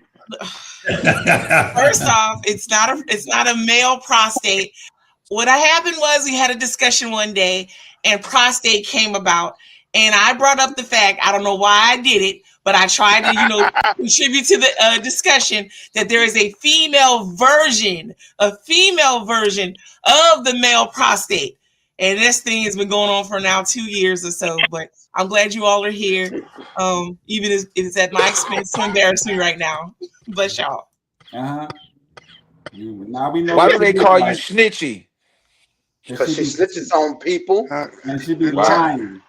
I know.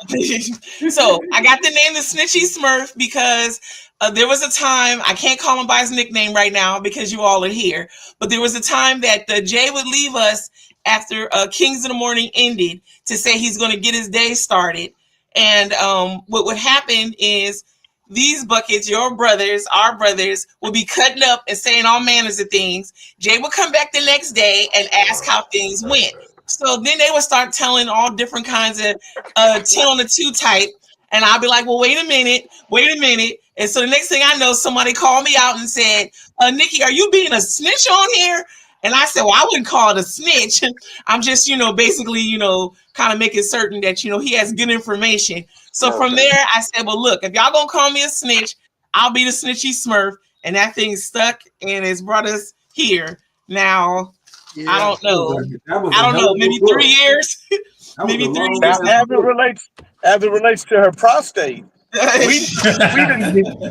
we didn't give her a prostate. She gave her own self a prostate. But what was scary is that Dr. Dre said his ex-wife had a prostate, and that's when we knew he was attracted to transgenders. Oh, come on, man. God damn.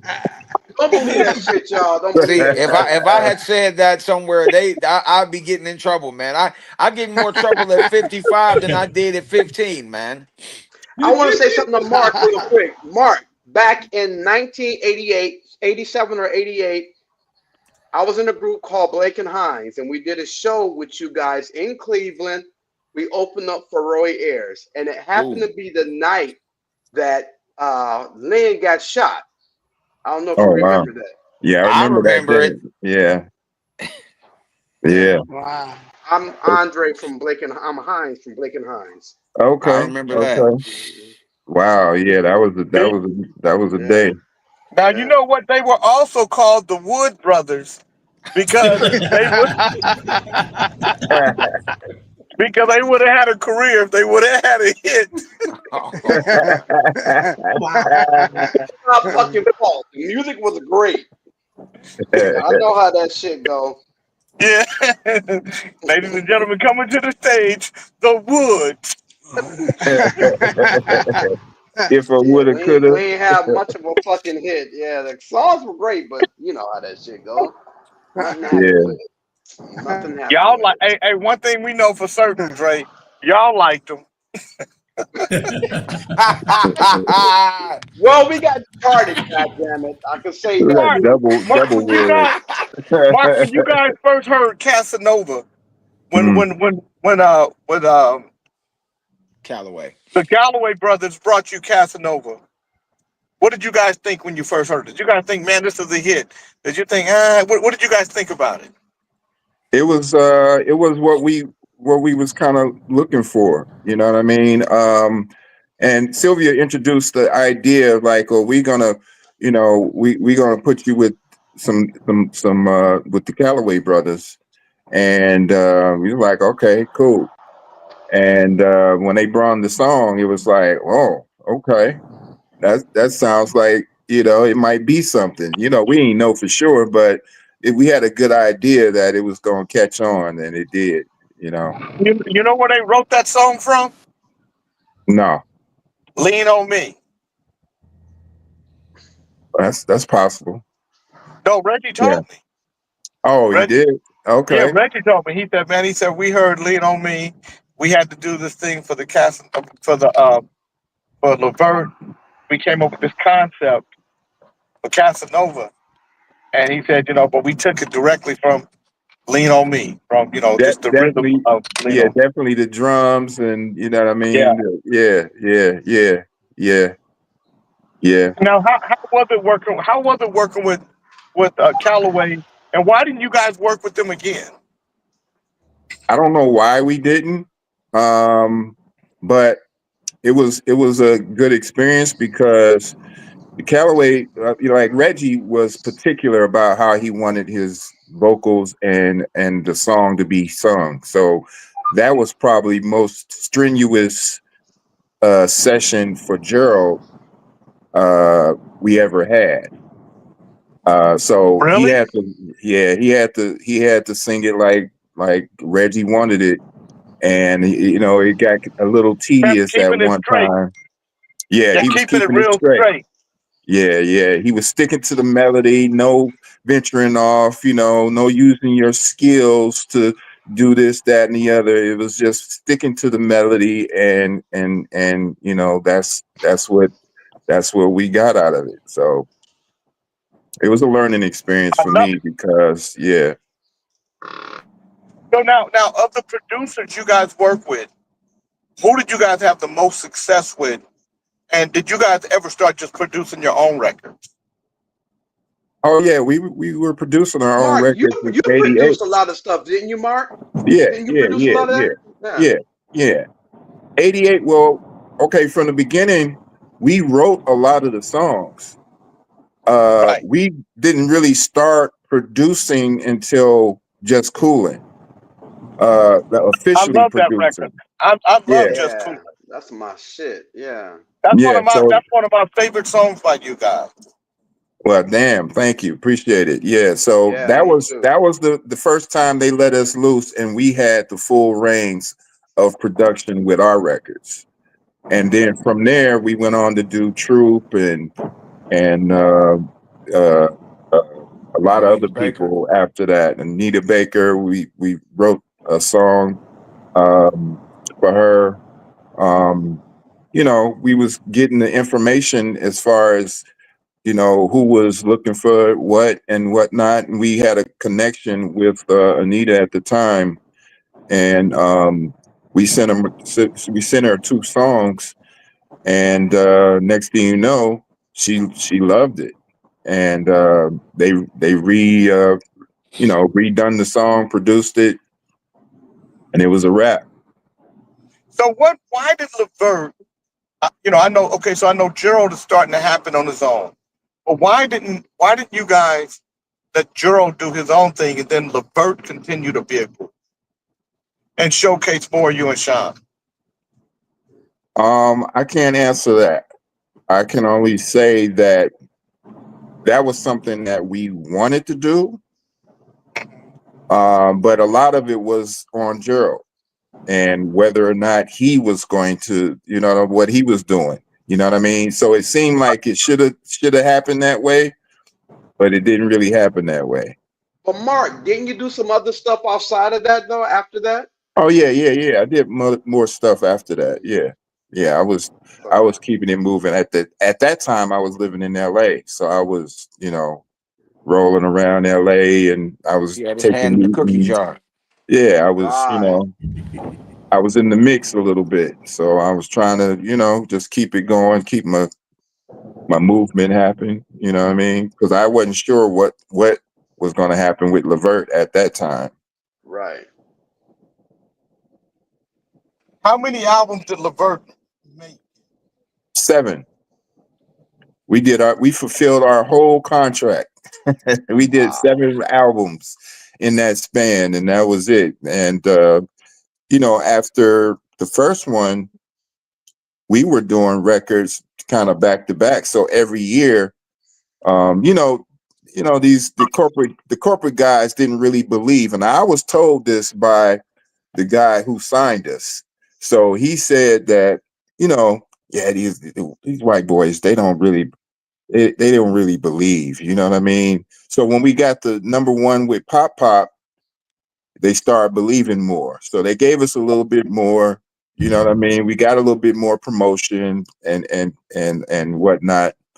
And but it still wasn't to the same level as, the big guys, you know what I mean? And but as far as the R&B side of the label, we were kind of saving that side of it because they weren't doing that well. So we end up doing Mickey Howard.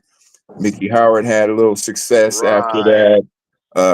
We did Troop, same label, same scenario, and then when we brung Minute Large. Didn't you guys do Mamacita with them?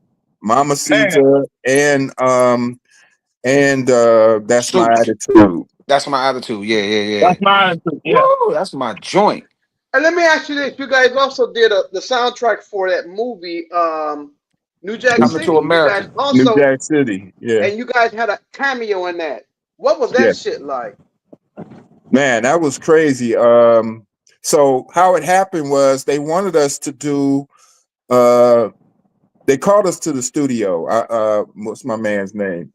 He called us to the studio in New York, right? So we went. Mario Van Peebles? Not Mario. No. It was one of the producers. Yeah, I know who you're talking about. The dark skinned brother, the light skinned one. The light one. Yeah, it was the light, because the dark one died, right? Didn't the dark one die? Yeah. Yeah. So it was the light one. I know So who we you're talking about. George and I think they had Elephant, or they had, what was the name of their production? I forget.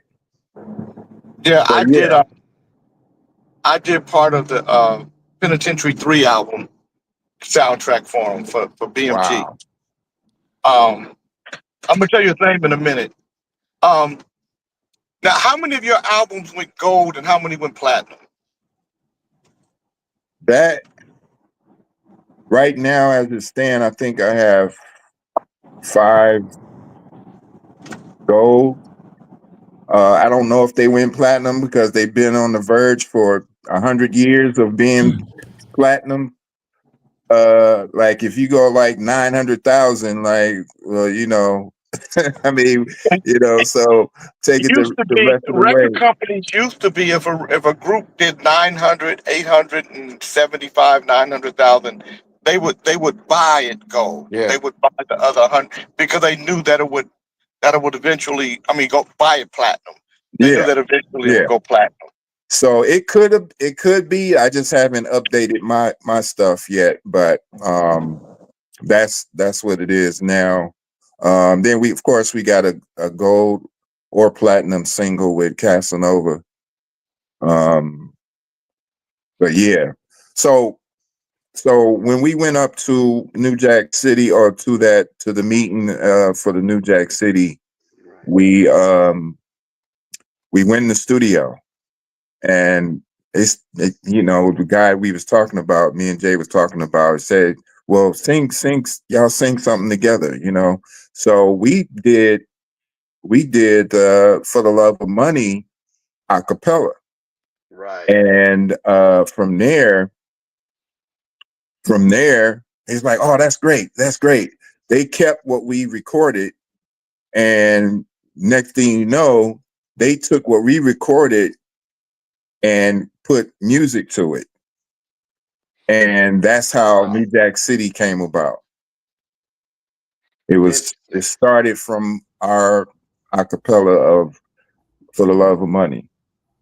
So who idea was it to have you guys in the actual movie at the beginning around the trash can doing our thing? I don't know whose idea that was, but it was, a perfect little segment for us. You know what I Yeah, mean? that shit was dope. Yeah. Yeah. So So, Mark, tell me some of the highlights of for you guys. Him singing with me. right. Yeah. Some of the highlights as far as on You what know, yeah, with you guys, just different things that you remember that really stand out for you. That you say, man, this was so cool. This, you know. um well there was like, okay, so there was an award show, and I want to say it was the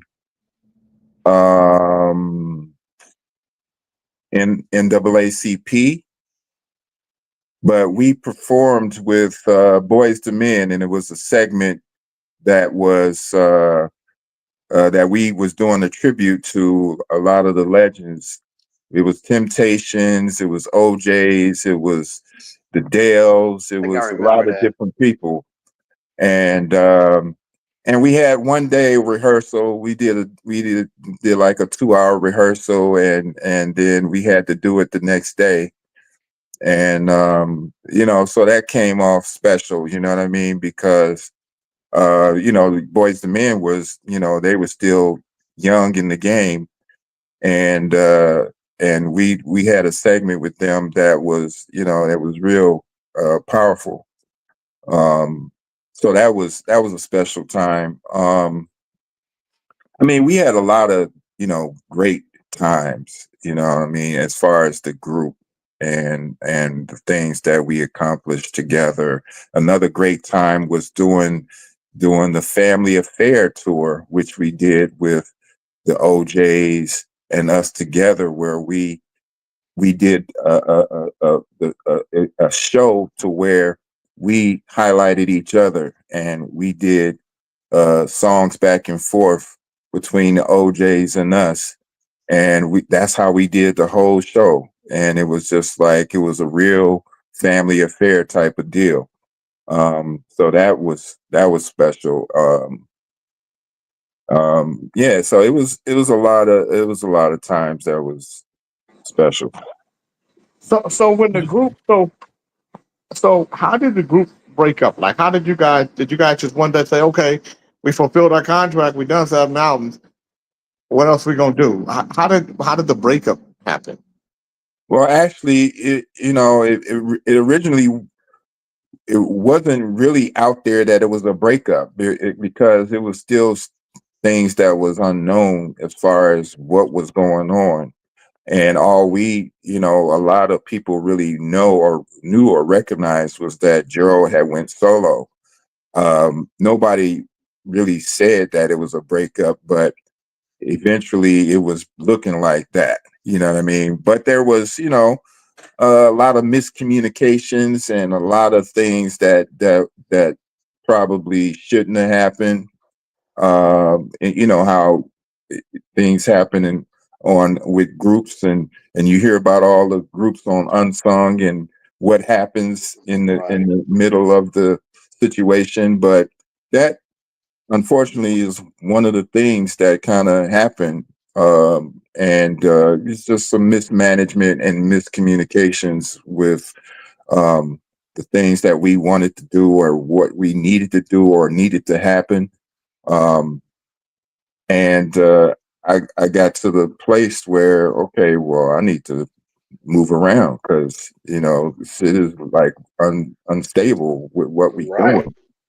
And so that's what I did. I moved around. I left and went to Philly first, and then I went to LA where my daughter was born. And that's just how it went. We attempted in 2000, was it 2004, to do come together and do a reunion, and then that kind of fell. But we had recorded songs, and but that kind of failed because again, you got to have all parties, mutual parties involved that want to do it. You know what I mean? So it was one of those type of things. But I remember Eddie coming to L.A. and he was at Roscoe's. Him and Walden, they was at Roscoe's, and I lived not far from there at the time. And he's like, "Come up here. We up here at Roscoe's." And he broke it down to me like, "Gerald don't want to do it. He don't want to do the reunion." And I was like, "What?"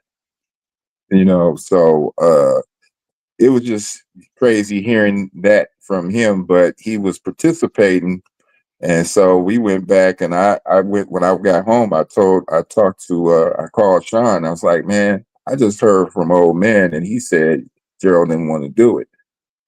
And he was like, "What?" So he called Gerald. Now we on three-way.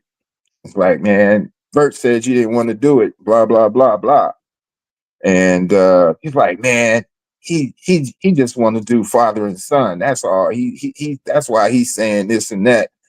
And he never denied it, but he never like really said that that's what it was going, that's what his intentions was. So, but we never end up doing it. The label ended up he did a duet record called Voices, and they end up putting one of the records that we did, I think called I Like It or I Like It, on that record. And that was one of the records that we had recently done at that time. But that was the most of it. I have a question. You and Dave had a good friendship. And what was it like the first time y'all got to perform together in two different groups? Did y'all tour together or do any shows together? Me and Dave? Yeah. I mean, you would hurt me with men at large, understandable. Did y'all ever do any shows together, tour, anything like that? We did a couple. I don't think we got a we chance did. to do a lot because during that time, I think Gerald was going his way, doing his thing. So we did probably a lot more stuff with G. But by that time, everything was changing. Yeah. Right. Interesting. Chief. Sir. It's good to see you, Dave. Where's G? Where's What I'm Jay right, happened at? to I'm right Jay? here. I'm getting my hair cut while I'm Oh, talking to you guys. So, but I'm just listening, man. It's like taking in history for me. It's like listening to the history of it all. And I think people don't realize how groups change, why they change, how members change. The camaraderie of it in the beginning, and then personalities and how success changes people. What's a trip for me is that in my mind, Levert, if I was in a group and I did something solo and I had success as a solo artist, I would continue to be in the group. But I'd see it as a second check. Right. I see Exactly. it as a 2-for-1 kind of deal. Yeah. Jay, that's Yeah. where Wu-Tang, when other people in the other members did collabs, they would still be a member of, Wu-Tang.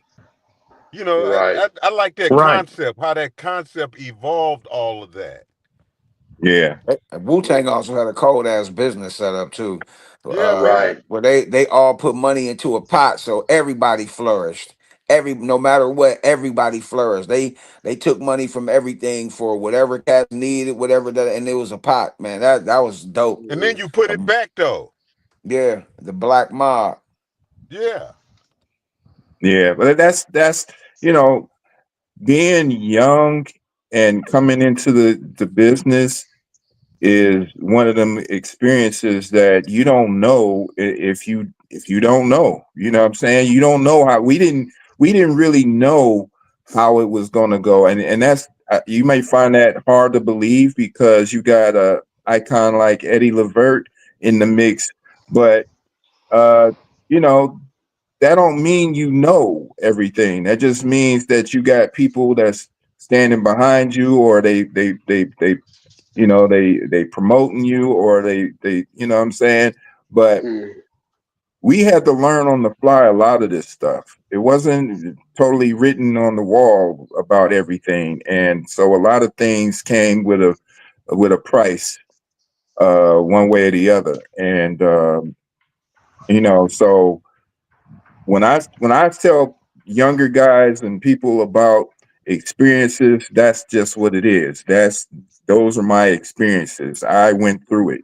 You know what I'm saying? I went through these things. Now, what I'm thankful about is that we had enough, uh as far as in the music writing and publishing, to keep us moving, you know what I mean? And that wasn't taken away from me, you know what I mean? So in a Right. lot of different experiences, a lot of people sign things and then they're not even getting what they should get, because they're in a position where they sign something away, you know what I mean? So that's one aspect I've always been thankful of, that we that part of the business was straight. There was, you know what I mean? Um, Hell yeah. Keep that passive income coming in. yeah. You know what I mean? Now, So, now, Mark, who managed you guys, and how did you guys find your manager, and what were some of the pluses and minuses of having a manager? well, the Harry Combs, he was an old school cat from Philly International. He was down with Gamble and Huff at one point. He was a part of that network, and so Harry and Eddie linked up, and that's how that all started. So Harry became our manager.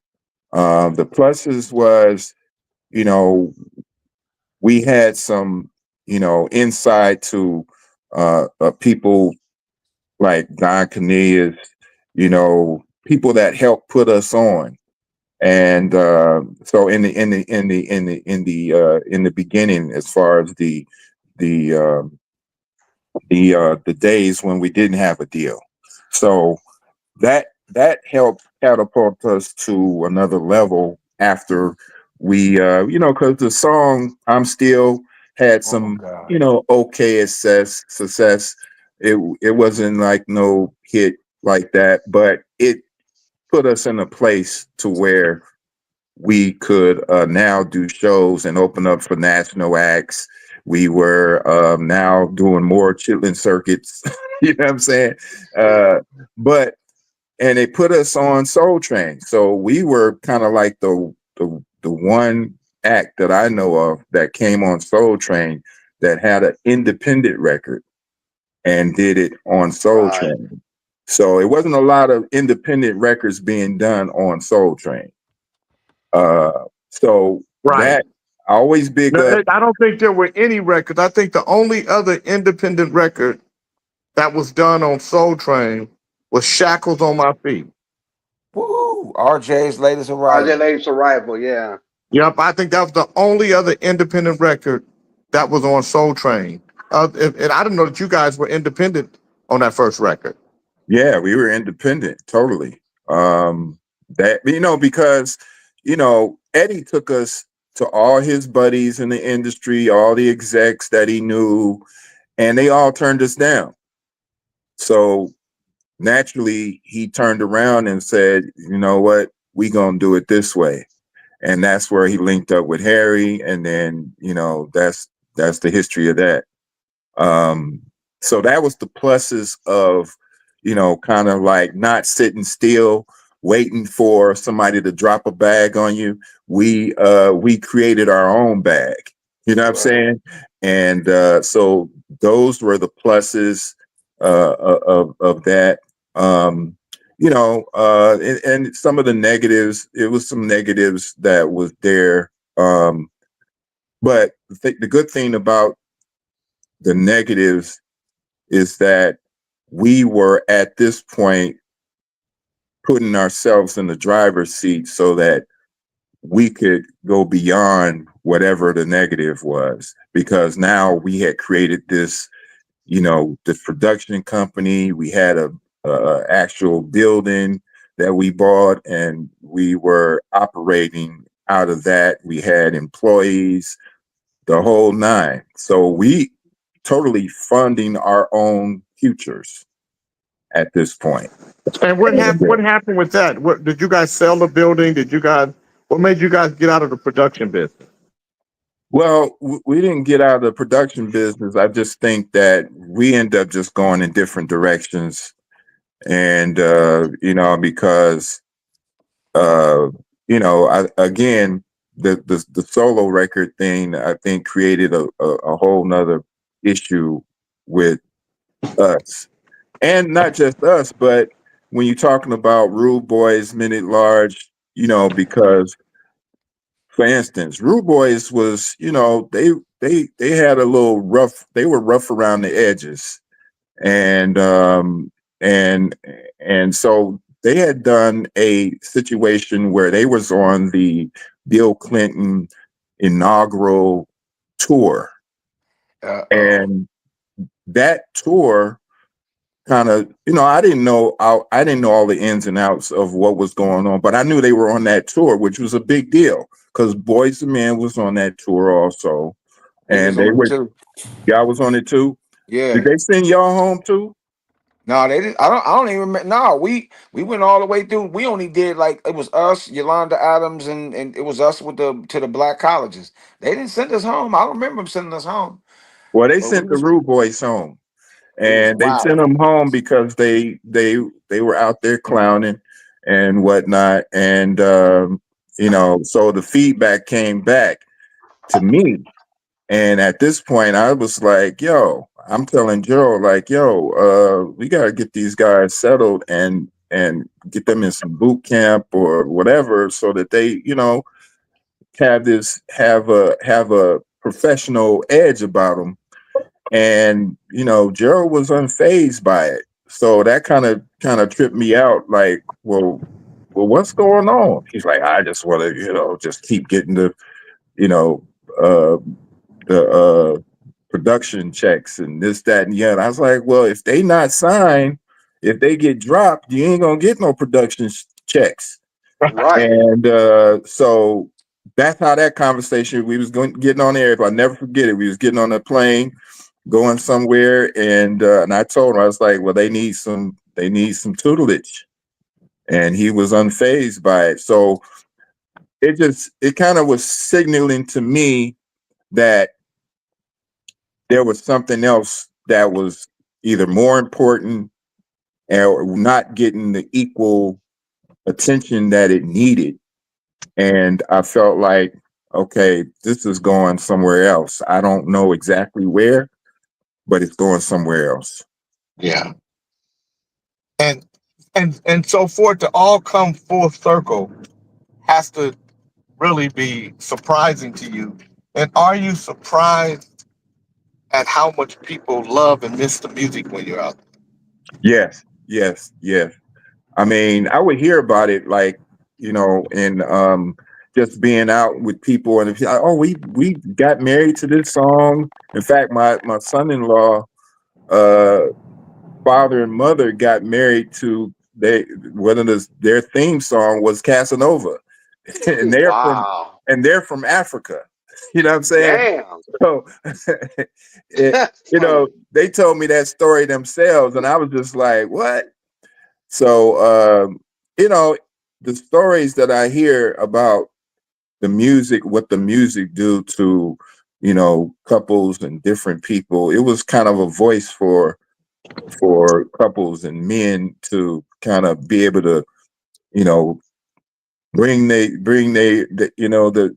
their significant other into, and having a good relationship, because, mind you, of course, we have a lot of women that's support our music.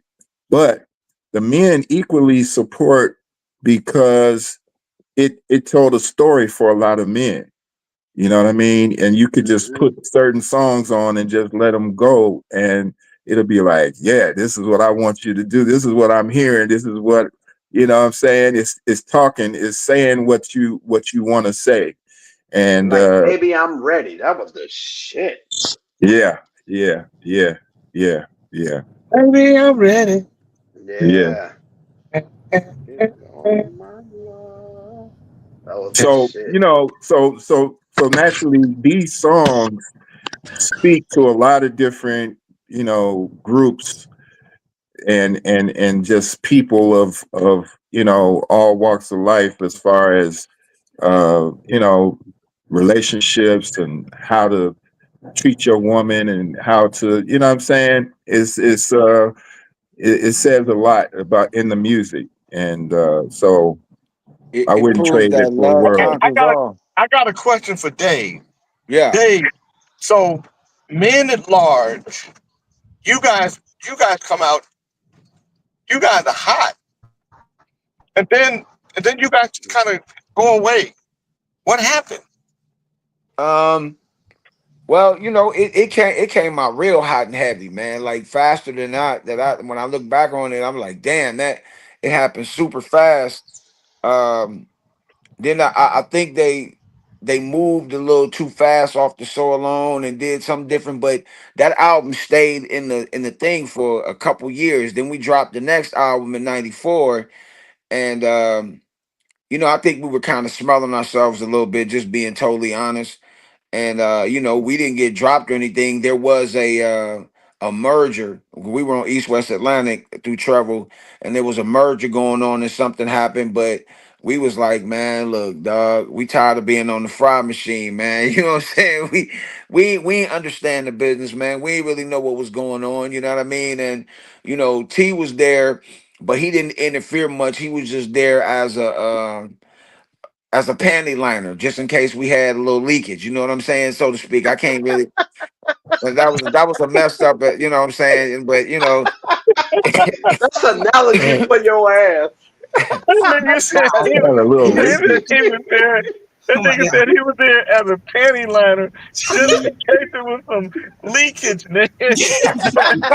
Well, that is one way to say it. you know, he was there for protection against, you know, so he wouldn't walk around and we kind of left and you know, we left. And so during that time, you know, it was honor amongst thieves. Even though everybody had their own theory about what was going on when we went to different places, you know, they really wasn't gonna touch it, you know, like that or do anything with it. And so really like a couple months we kept going. I mean, like we rode the wave for a while. We kept touring.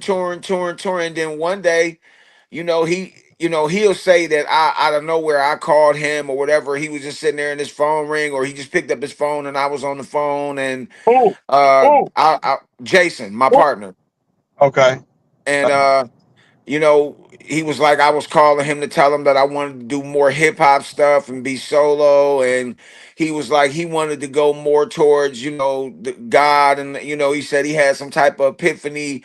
He was smoking a joint in the basement and God told him that it was over. Yeah, seriously. He That'll do was high. it. He was high in the That'll do it. basement.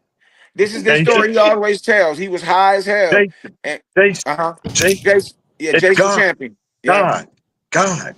Put that joint down. Down. And he said God was like, no more, no more. And he said he was calling me to tell me that he was done and he wasn't coming back. And you know, that kind of was the end of us together, the beginning part.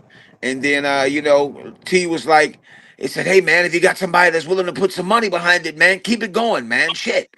So I got a guy out of Chicago named Gemini Edgar Porter. He passed away in 21 from COVID and pneumonia, but he stayed with me for 24 and a half years, man. And we had a decent run and we released two more albums, but you know, it never really materialized like the first two.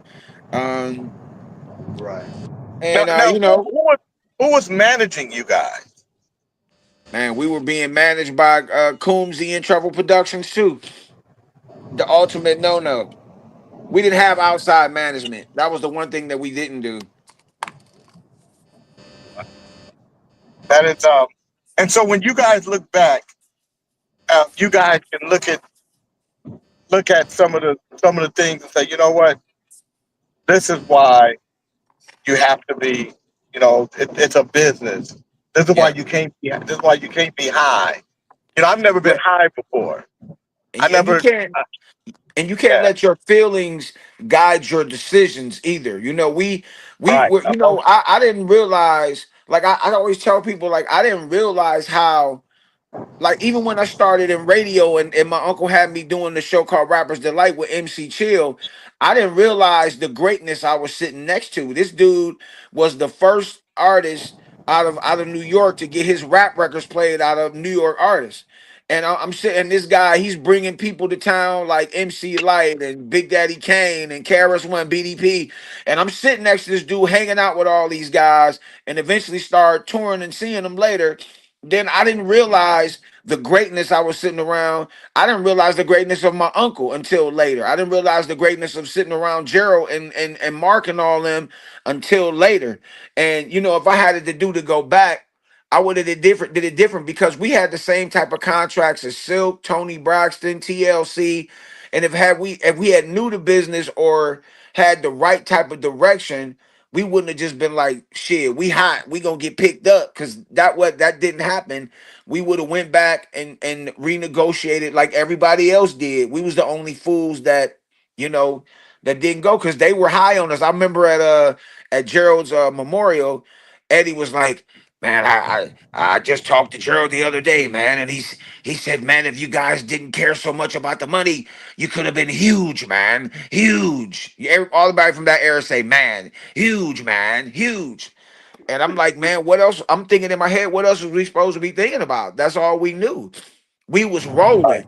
We was having top 10 after top 10. We had radio number ones with the R&R charts. It was like, what else was we supposed to think? We didn't know. We didn't really know the mechanics of the Right. music business. We just knew that we was Now, rolling. how much? So, weren't you guys making money on tour? Yeah, definitely making money on tour. Hell yeah. So, so you make the money on tour. You stay out there working, and and then when you get to a space where you can renegotiate, that's where your lawyer come in. Yeah. And you know, um, the one I worked with Karen White. When Love Karen her. started back again, I managed her. I'm the one who brought her back. I already know. But I still do business with Karen. I still do business for her. I just finished negotiating her master ownership. Mark, have you gone back to get your masters? It's time. Working on that right now. Good. Yeah. So Karen owns her masters now, and I told her, I said, people aren't going to believe your deal because she got unrecoupable. She got unrecoupable money to let them keep distributing her masters, and she owns them. They're hers. She licensed them to the company that was distributing them. They are now licensed through her. They gave her money that's not recoupable. Yeah, I'm talking man. about, I'm talking about real money. Yeah. But the one thing I can say about Karen, Karen is the kind of artist that what she don't know, she gonna find somebody that do know, and she gonna challenge you. She not gonna you can't just say, well, this is what you can get, this is what it is, blah blah. She gonna go to AI. She gonna ask AI questions. She gonna challenge you with AI, and you got to be able to answer questions for her. And a lot of times, artists they blame other people, right? Right. But what I love about what you guys are saying is, hey man, there was a lot we didn't learn. You can't blame the business. The business is what it is. Yeah. The business is an inanimate object. It's just the business. It's people that you connect with in business. And then it's where they are on the spectrum, how much they know. Because a lot of people have been in this business for a long time, Man. but they don't know a lot about it. No. They're still surface skimmers. They don't really, so they Ooh, only do it the way they know it. Damn, surface skimmers. Yeah, one So of the Marky best. David, Damn, let me Jay. Marky Dave, let me ask you a question. That's real. In building your careers, and you guys out there building careers, concert, performing, making records, how do you look at when you were doing everything and making everything transcend to now you're going back the second round and doing the tribute to what you did before? Are you guys able to soak it in more? Is it different? I mean, what is it like? You want to go, Mark? Go ahead. Well, it's noticeably different because, of course, we have some players that's not here. So that's definitely noticeable. Um, but what's noticeable also is the fact that when you're at the show, people, you know, gravitate to the records.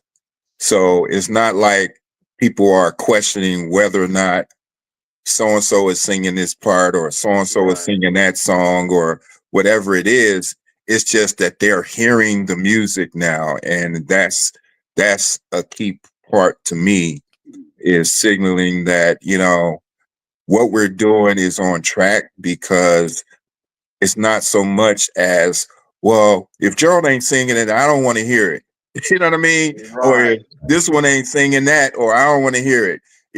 And so it's not as much as that. It's more of people are having a fresh memory of what they used to hear, and they love it. So I love that part of it. Yeah, I do too. Go ahead.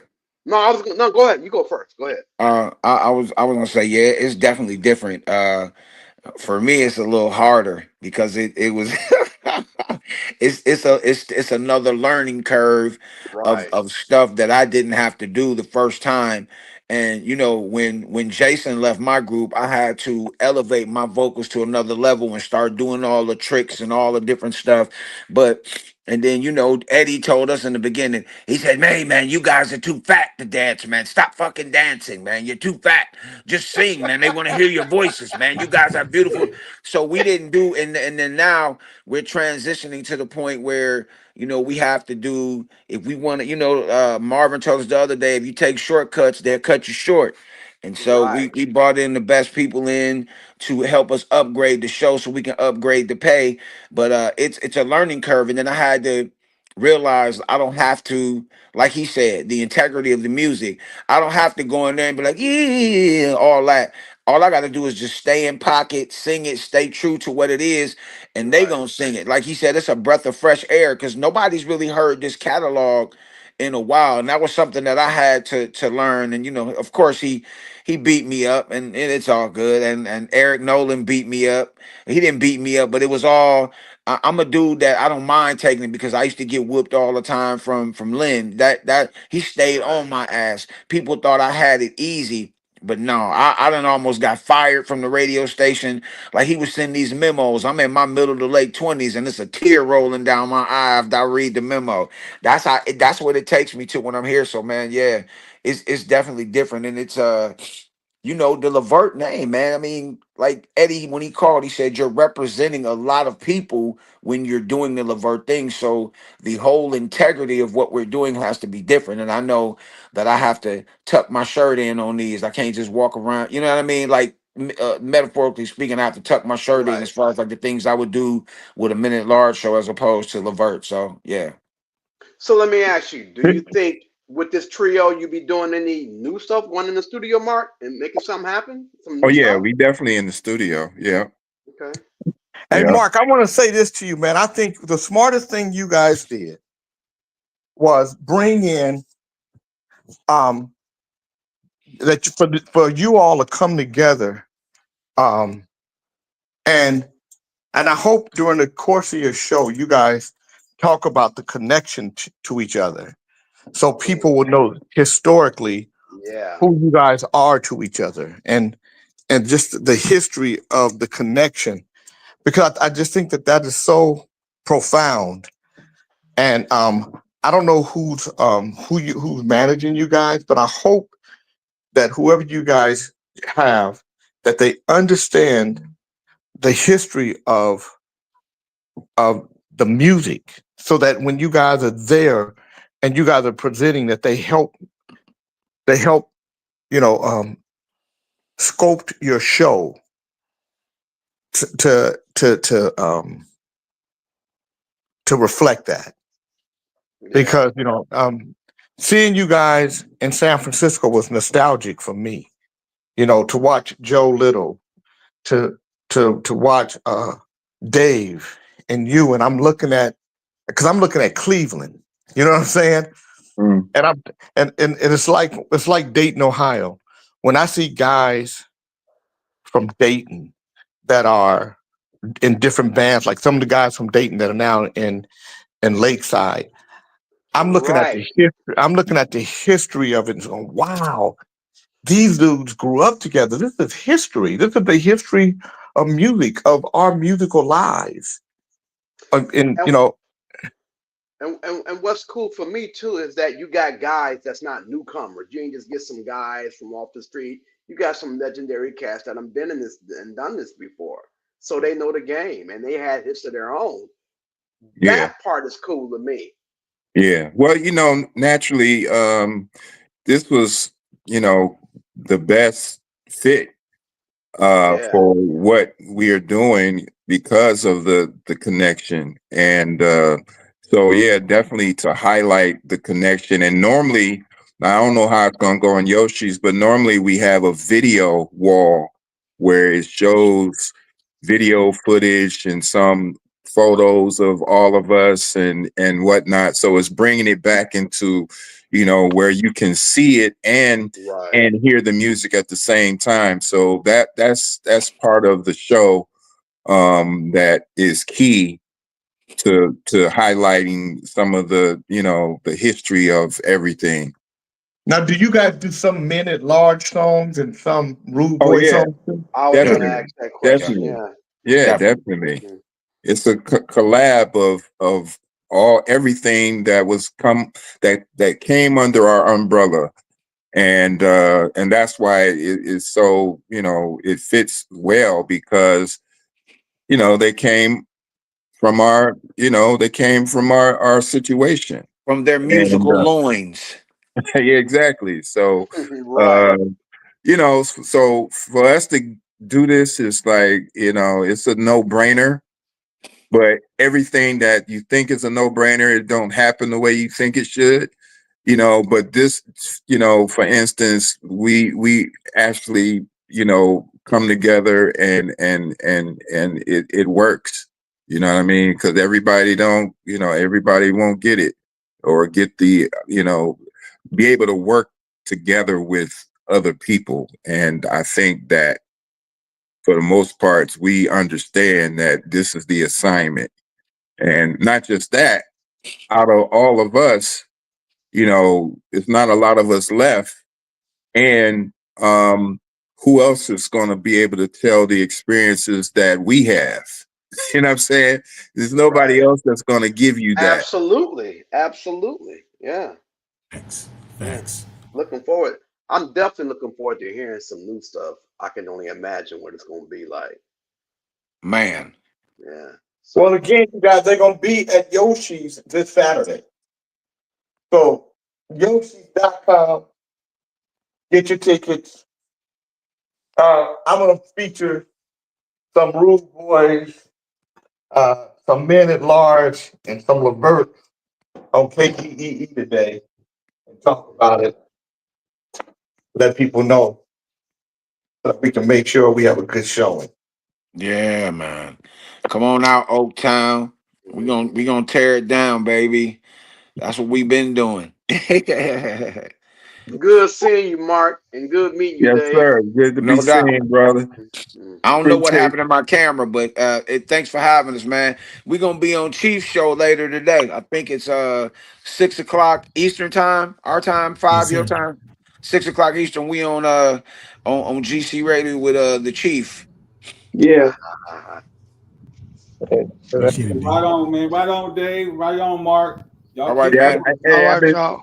I've been sitting All here right, you looking guys. at I've been sitting here looking at this screen with the food on it, and I've been Yeah, getting man. hungry the whole time. I'm like, I Yeah, know, yo, man. right? hey, I when we asked how going? you eating because It's I Hey, didn't time to know what eat type of. now. But hey, then hey, hey, Mark, he was Mark, these Mark, are you don't want to have eggplant fries. These are eggplant you, fries. I eat no meat, man, at you all. don't want to have nothing to do with what he talking about. This nigga don't eat a piece of meat. This At all. nigga, nigga, Those is eggplant, Mark. You know what I'm saying? Keep you alive, man. Hey yeah. man, listen, man. That's what I'm going for. Really, I Oh haven't told a Lord, lot of people. don't tell this nigga that, man. This nigga gonna be on the show tomorrow saying, man, No, listen, listen, listen. Before this is the part that I left out of the whole interview is the fact that one of you Somebody got an niggas echo, man. put yourself on mute. You niggas, goddamn. Go ahead, man. hello, That yeah, was yeah. pretty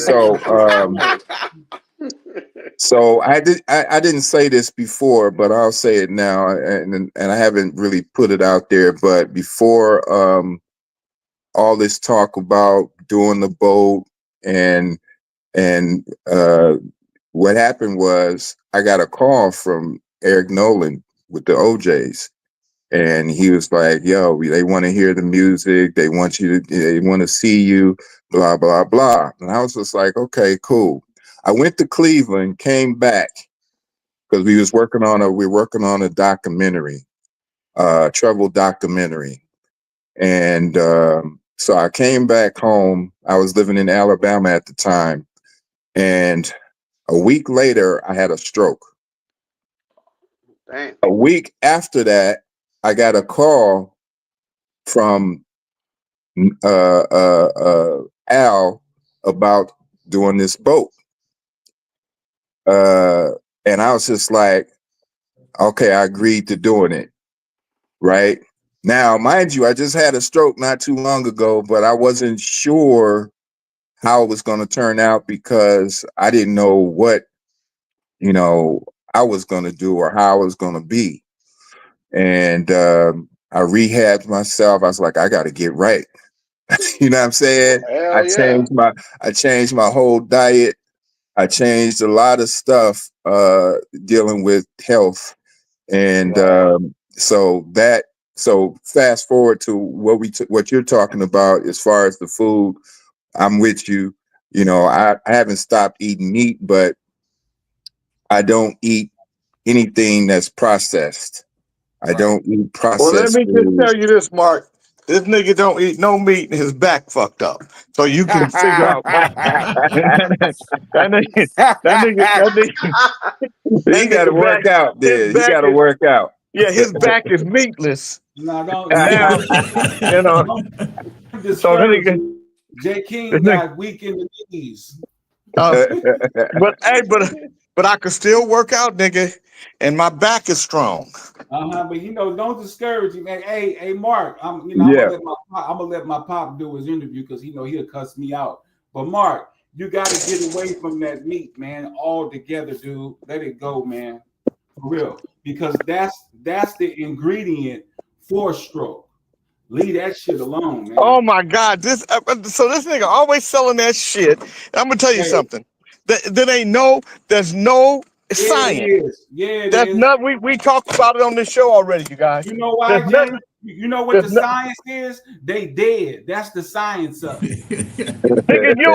nigga. Well, You'll give us what. that's inevitable. That's inevitable. That's Yeah, going to you'll give happen. it.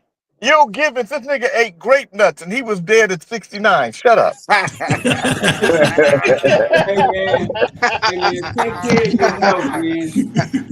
Take care of your health. Don't put I'm a. animal blood and animal sugar in your intestines. Leave that Hey, out hey, your intestines, man. hey, I Mark. definitely got away from the sugar. That's for sure. Yeah. Well, I'm gonna Yeah. tell you right now. Let them put a piece of meat in front of me that I like, nigga. Well, we need you Try not. No, around you know some. what? We need you to be a good I tried manager. not to eat meat, and Yeah, it made my body super weak. that's because Yeah, you your don't know what energy level. you The ain't got energy no level low. recipes. That's why you need more recipes and greens in your system to give you energy, Pop. I'm trying to tell you, man. I want you want you to be 150. You know, the oldest person lived to be 123. The oldest person in the modern world lived to be 123. Nobody that she's out of France. So ain't nobody. So there's a lot of, and only in Japan do people live up to be 100. A large number of people. The Japanese, and they be fucking meat up. They just be fit. Man, and rice. And rice, yeah. So I think a lot of it got to do with your spirit as well. Some people walk around here with a funky ass spirit, and so Well, it all depends where you get the meat. Also, you know what yeah, I mean? Right. Because That part. if Yeah. you get the processed meat, yes. that's I don't doing do the no damage. I don't do no processed meat. Like I Yeah. don't You eat gotta you gotta salami get some good grass fed. That'd be good for you. nigga, you a little Be too too bad. fluffy to be. This nigga, you're a little too fluffy to be talking healthy. No, but I will say this. I'm not talking health. No, I'm just fucking with Dr. Dre. Dr. Dre is fluffy, but the nigga did drop 100 pounds. He did drop a supermodel. I respect that. Yeah. Hey, look, Dr. Dre dropped the supermodel, and Chief dropped the middle linebacker. Abe, though. They Yeah, gave notice over 15 years. yeah. Chief dropped the middle. Chief was so big. This nigga could have been the Blob. Like if they did a movie about the Blob, this nigga could have been Blob. Damn, Chief. Chief will tell you. Am I lying, Chief? No, Am I I lying? know. I seen him. I saw him. The block. God damn. The fucking blob. Hey, I could have been a blob, but I knew the damn difference between a man and a woman, Dre. Ain't nothing wrong with my Fuck sight. up. Yeah, well. Hey, but just imagine Chief and Dre in the movie together, the Blob and the Pillsbury Doughboy. Damn. Fighting crime. That's fucked up. That is so fucked up. Man. and that sidekick, transgender Timmy. What's up, y'all? Damn. Triple T. Triple T. Oh man. Hey, so Mark, when you come on this show, these niggas stay on this thing all day talking shit to each other. So Is that right? yeah, that's what they do. I'm about to go. I got shit to do. Yeah, okay. Last time you went and found something to do, you was looking at a girl with a nice ass and found out she was a boy. So you better watch what you do. Come on, man. You said you weren't going to do this shit amongst mixed company, man. Stop that shit. Damn. Wow. Yeah, you gotta be more careful out there, man. You gotta be more careful. Oh man, Dre saw this girl with a nice ass and was checking her out. Nigga, she turned around, had a full blown beard. Bitch had a beard. Oh wow. Yeah. Yeah. Wow. Oh, Let's turn around and say, excuse me, brother. Hey, Dr. Dre, how you doing? Yeah, fucked up. You have to be more careful out there, boy. You want to operate on this? Man. Man. No, but y'all great, man. I appreciate y'all and your time, man. Y'all coming on here for Hey, us, when man. you guys come to the Carolinas, Yes, drop me a line. I would love to come check y'all out for real. I'm in Okay. I'm in North Carolina. I'm in Charlotte, actually. We in So Asheville on the 5th, and Columbia, I think that's where the Geechee Fest or something on the 27th of Yeah. September. Yeah. Okay. Yeah, I'll come check y'all Just out. again, when day you guys gonna be in Atlanta? September 10th. Wednesday, September 10th. Wind Down Wednesday, Maple House Amphitheater. Us and Bunny the Barge. Oh, Bunny, really? Yeah, old Bun Bun, she back. Wow. She sound fantastic too, man. She always have, man. She never let Yeah, it go. yeah, for sure. She, throughout her life ordeal, she still Hmm. kept this good. You know what I Kept it mean? going. You know Yeah. what's I'm crazy about working. them, man? I'm Even the working with ones that Elder got Barge Jr. yeah, I'm working with Elder Barge yeah, Jr. right now. That's what's All up. right. Yeah, sound yeah, good. homeboy talented. Sound like you sound just like a DeBarge. Yeah, Mm-hmm. he got a couple of good songs. That one he did to that recent Jay, that thing is popping, man. Yeah. Now Dr. Dre has a group called the Transgenders that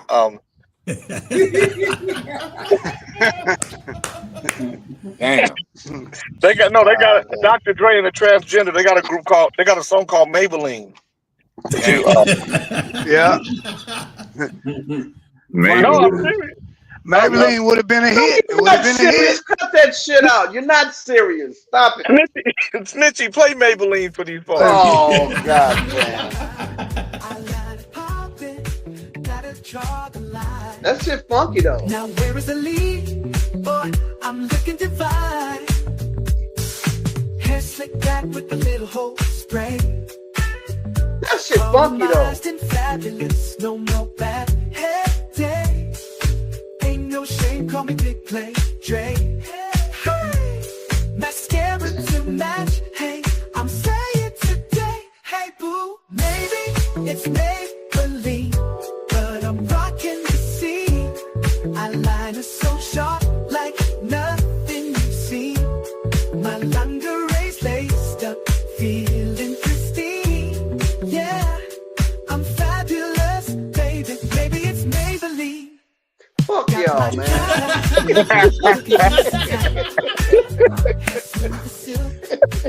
Hey Dre, that one not gonna be no wood, man. That's definitely not wood. Hey man, The truck that's is Dr. bad as Dre. motherfucker though.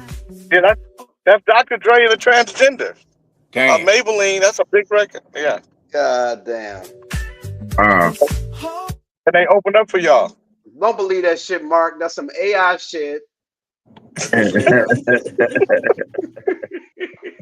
Damn. That's That's crazy. Yeah. crazy.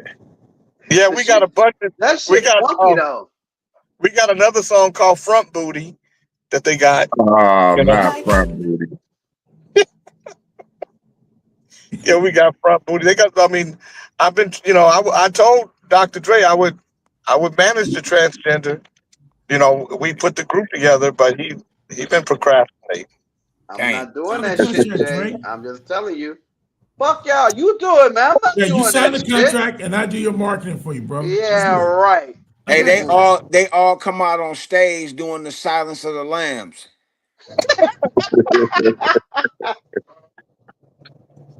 That's But if you crazy. can get somebody to do it, Jay, it would be a hit. I Well, you can't know do what? that shit. I got a new song for you guys, Dre. I think that will be good. It's called Booty Cheek Freak. Booty cheek freak. God, God bro. damn. Yeah, God damn. and I You gotta think the get OJ on Transgender that would one kill on the hook. Look, Ali. Ali ready too. He ready to go, ain't you, Ali? I'm not fucking with you no more, Drake. Booty cheek freak. You gave out, nigga. We could have been rich last year, nigga. I told you, Yeah. man. We Don't ain't got put to be real OJ on the hook. transgenders. I know. Goddamn it. Go be an actor, nigga. Go get paid. Damn. I don't it know. ain't like it ain't like anybody trying to get you to be in the Levert Experience and that they Yeah. Hey, the title of the album is gonna be called Dookie Stick.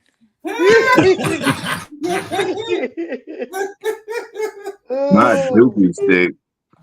yeah, really. hey do like Ali said, take advantage of the opportunity, man. You know, No, dude. Nah, I got plenty I of mean, real songs over here. I'm not doing nigga, that. you in your and 60s. see if the Levert You ain't Experience will let you open You up. got Dr. Dre and the management, Transgender, the Levert yeah, Experience. man. You got No. management, you got marketing. Come on. Sign the contract, Dre. We got you. Look, I'm tired of y'all, man, with this shit. And Chief, you better stop, man.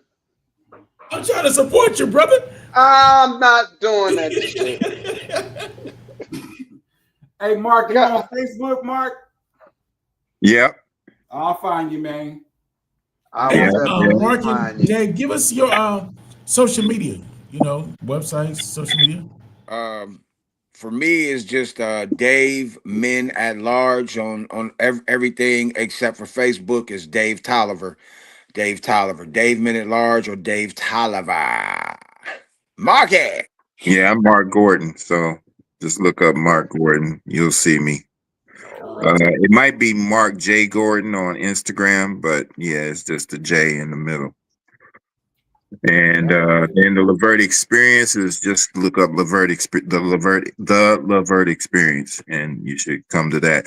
But you go to the Levert Experience and you look in the where the links are, you'll see the Levert Experience, the website, and you see whatever links that's right there. If you want to book a show, you'll see that. Yeah, I see you got that hat. Y'all got some T-shirts? Yeah. I'm gonna give you a couple.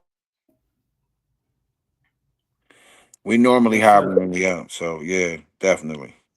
Get one, yeah. I like T-shirts, man. Yeah. Look, Bernard like T-shirts in Oakland. He don't get one down here. He's driving right now. You guys gonna bring merchandise to the venue? Say it again, Chief. You guys gonna have merchandise as well at the venue? I don't know. think I we don't have know if we're shirts, gonna right? have. I'm not sure. Gotta see what Al got going on. But I know y'all sparked Joe. I'm sure Joe gonna have books and coffee. Right. Y'all gotta bring that out, man. You gotta realize, like you said, you guys are touring and putting out memories. Remember, people that see songs and remember better days, better times, and situations, that they hold kindle to their heart. So I'm sure they would love to have a part of the experience and the merchandise as well. Y'all need to have that out there. Yeah, that merch is good. I'm down here in Dago, man. Y'all come to San Diego, man, and y'all merch store. I sit up there and make sure y'all, get it off, man. That's what I do. I no shame in my game. I can have a hit record and sell Dave Tolliver CDs, man. It's no problem for me. I ain't never had that issue, man, at all. Let's go. Ask the nigga to sell a chicken sandwich. See what he says. You know what, J. King? I just sold Club Nouveau CDs too. I said ask you to sell a chicken sandwich. Nigga, you ain't gonna sell no chicken sandwiches. No, I ain't selling sandwiches at all. We gonna have some like these fries right here, eggplant French fries. Yeah. Yeah, that's good. That sounds good. Yeah. That's what you need, Pop. That's what you know what it is. You know you want some eggplant fries. I'll try them. That's for sure. I'll try. Look, it's good, man. It's all good for you, man. You can do a lot of things with vegetables and fruits, man. And just make sure you know where you're getting your produce from either, because that's a game in itself.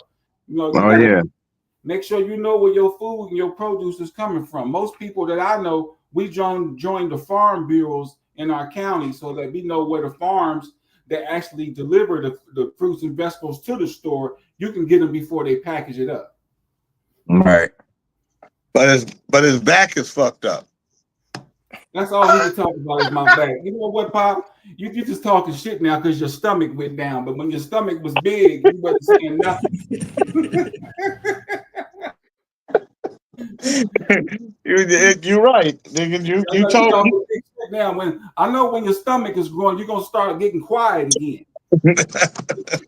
I ain't gonna let it grow no more. That's why I work out. That's why I get up in the morning to work out. Okay. You better leave that meat alone too. I like the meat. Well, I know you're gonna watch. Mm-hmm. Mark, let me ask you a question. After you had the stroke, did you stop eating meat? No, I didn't stop eating meat, but I slowed down what I was doing and I changed my diet. So I don't eat no diet, but you still eat meat because meat good for you. Meat good for your body. No, it ain't. No, it ain't. Meat ain't good for your body. When it break down into sugar and animal blood in your intestines, it ain't no good for you. Mark looked good when I saw him. Mark looked good and strong. Yeah, But your well, back Mark, is fucked up. This is a that's nigga all with a right. fucked up back telling you how to stay healthy. Hey, Mark, This my nigga back, can't lift up. This nigga can't lift up. He can't lift up oranges. my back ain't got nothing to do with any food or diet that I had, Mark. I had a fight with some people in North Hollywood. The police beat him down. Oh, really? He was Yeah. trying to get. He was trying to get them to be vegans.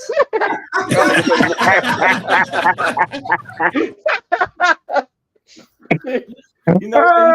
You need to go to work, Pop, before I drive down there They to get beat you you. down for that. Yeah, they did. They did. It wasn't for vegan though, but you know, Pop, he got jokes. They beat the vegetables out of him. Hey, and the harder they beat him on his back, a cucumber fell out. Oh. It did. It did. I'm sorry, That's I all ain't mean right, to get though. in that.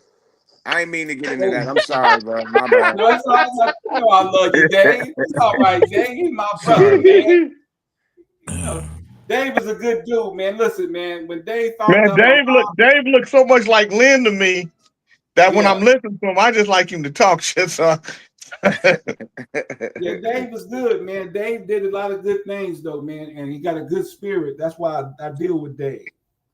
You know, good Hey spirit, man. man, I'm working on that dash, man. You know, he say nothing's yeah, guaranteed but birth the beginning and let death that the dad. ending. I'm working on Yep. that dash, brother. You know what I Yeah. mean? I'm trying to leave. You know, I haven't done too many, bad things or crazy things in my life. Just a lot of things that come out my mouth, but not too many things with actions that have been bad. But I'm just trying to I've sang that song so alone at 1,000 funerals, and the one thing that I learned is I've heard some people tear people down, say how bad their father was. I was at this one funeral. Mark, the dude that owned B&M's in Cleveland, his wife's sister died, and I guess she was an addict. And the kids came up there and was like, "Man, I got time, Mama. I remember when you went out to get drugs and you let that man take us, and this, that, and happened. I still love you." I was like, "Ain't no way." Ain't no way. Ain't no way that they gon' I want, everything, now everybody should be working towards that dash, man, because that's, Yeah, you come in that dash, man. That's what we on. We on dash life right now. So I mean, yeah. then the only thing left is that number, that last number. So I'm trying Mm-hmm. to. Hey, Mark. I hope you guys do make new music because we have the Greater Sacramento Urban Music Awards. It's going to be Yeah. September 17th, and so this is what the awards look like. Um, and we do it every year. These are really heavy, but this is the award. All right. Okay. And so we play, and it's for artists that still make music. Show it again, Pop. I got you on solo. Show it again. Yeah, that's nice. Hold Uh-oh. on, hold on. It beat up the thing. Oh, yeah, that's live Nice. though, right there. I want Yeah, one that's of nice. those. Yeah. Yeah. I So want one of those.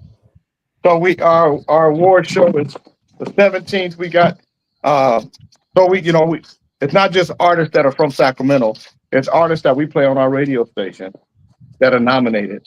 Uh-huh. Gerald Richardson who sings in Cameo. He also does solo music. He's nominated. Um, um, Pete Velasco from Connecticut. He's in Memphis. Pete Velasco is in Connecticut. Shantice is in Los Angeles. It's a lot of people. Then you got a lot of people from the Bay Area and from Sacramento. So, but it's gonna be a great. It's like our Grammys. That's nice. And Yeah, I want speaking one. speaking of that, since they didn't stop the urban awards, so we got more incentive to keep our own awards going. You know what I yeah, mean? We yeah, got to keep our awards going because they showing that they don't care. Which is always been cool with me that we support ourselves. You know what I yeah. mean? So Yes. So I want to let you guys know, make the music, man, so we can make sure you guys are nominated and that you get a chance to be in front of and we so Karen White is coming, Confunction, Lenny Williams, they're all getting lifetime achievement awards. Okay. Yeah. So yeah, you guys get a chance. Oh yeah, we're definitely doing it. By the beginning of What's the the year, what's the we'll have something submission going. time?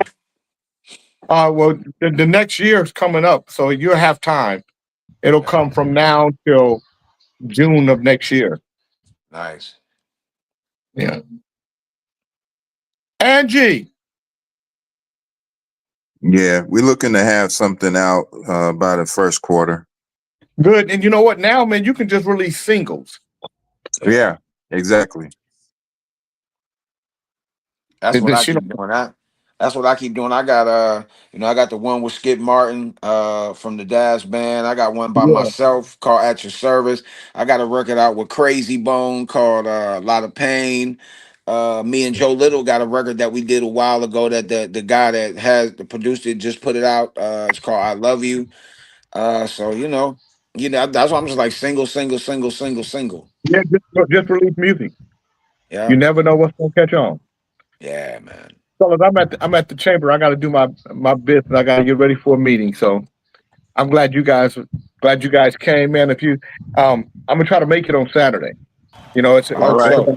it's about an hour and a half from me. So Yeah, man, I love seeing you, man. Because every time I see you, man, it just it take me. That's why I call you Unc now, because it take me back yes, to, sir. you know what I mean. So yeah, But Yeah, anything I we can do to help appreciate you you, guys, Jay. let me know. Yeah, we appreciate you, Jay. Yeah, I and I appreciate also want you to tell guys. you, you were when he passed, you were one of the only guys out of all the guys that claim to love him that popped up and showed. Bowlegged Lou couldn't come, but he sent that statement that I read. But I just want to tell you, I appreciate you for that, man. You were Well, the it was only one out of all his industry cats that's still alive and kicking that came. So I thank you there for was that. no way. There was no way I wasn't gonna come. It was not. I could.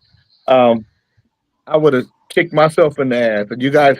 I'd still be kicking myself in the ass right now. You guys would be like, "Man, why is Jay's foot always in his ass?" If I had missed, that, that's what it would have been. Yeah. So yeah, Glenn Tolliver is a great man. Yeah. He's a great man, great human being. Nothing but love. All right, brothers. If you guys need me, you call me. All All right, right. man. All All right, right. Miss J. All right, Love Nice y'all, brother. man. talking. Chief, we'll see Yep. you Love this y'all, man. afternoon, Brody. Yes, You got sir. it, Dave. Yeah. Appreciate All it. right. You too, Mark. Yep. Don't forget the merch. Man, Bernie, that's gonna be a good show, bro. I wish I was in town this weekend. Hey, I'm gonna see. Only thing I got going on is my wife getting her hair done that day, and hopefully it'll be in time. I'm gonna call her when I get. Then I'm gonna check because he's saying it's. I'm telling you, it's Wednesday, and I don't know if there's gonna be any tickets available. I'm gonna check as soon as I can check. There's some tickets I'll pull left. over. It's not sold out yet, but we on that CPT time. Everybody waiting for Friday to get paid 10 o'clock. Everybody tickets Oh online the shit! last ones. Well, you got to keep old cards for that type of shit, and keep something on a little card. So Dave hit me up about 2 weeks ago and to ask me where's I at. I said, I'm in Mississippi still. He said, but don't you got some plugs in Oakland? I said, man, always, man. Feet always downtown. He's like, help me promote this show. I said, say less.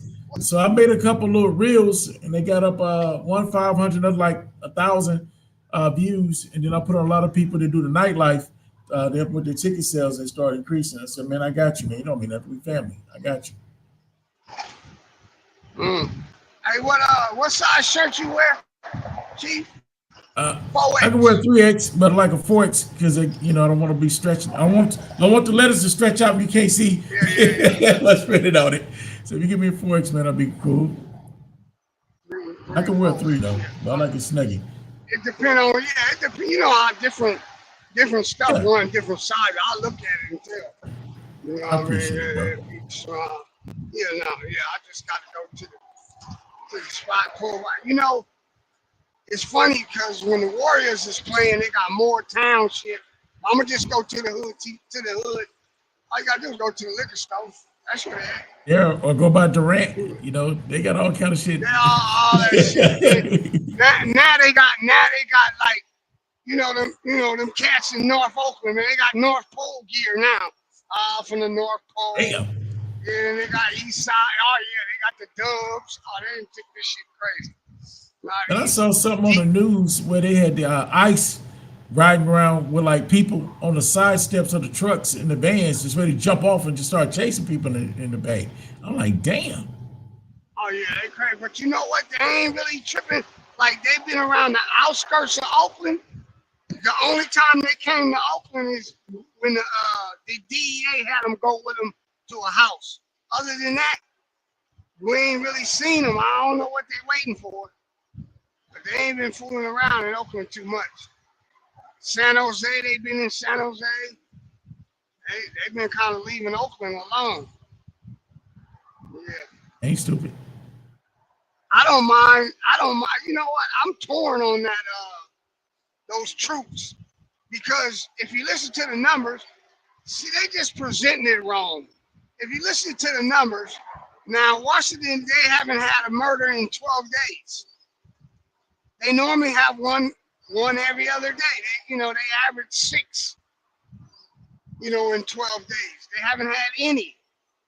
You can't argue with the numbers, man. My problem is Jackson, Mississippi, bring it to Memphis, Tennessee, Little Rock, Arkansas. They need to put them in places where the numbers are astronomical and constantly being a problem. Right. Not Go that there, but the numbers are going down anyway.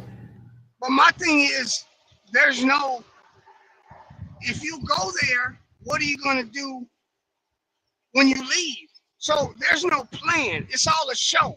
There's no if I hang out for a month and then I leave, all the people that's used to hustling, what they gonna do? Go back. Man, shit, they're a month behind. They got to grind now. They're gonna be back in double time. Right. So that would be my plan. What's the long-term plan?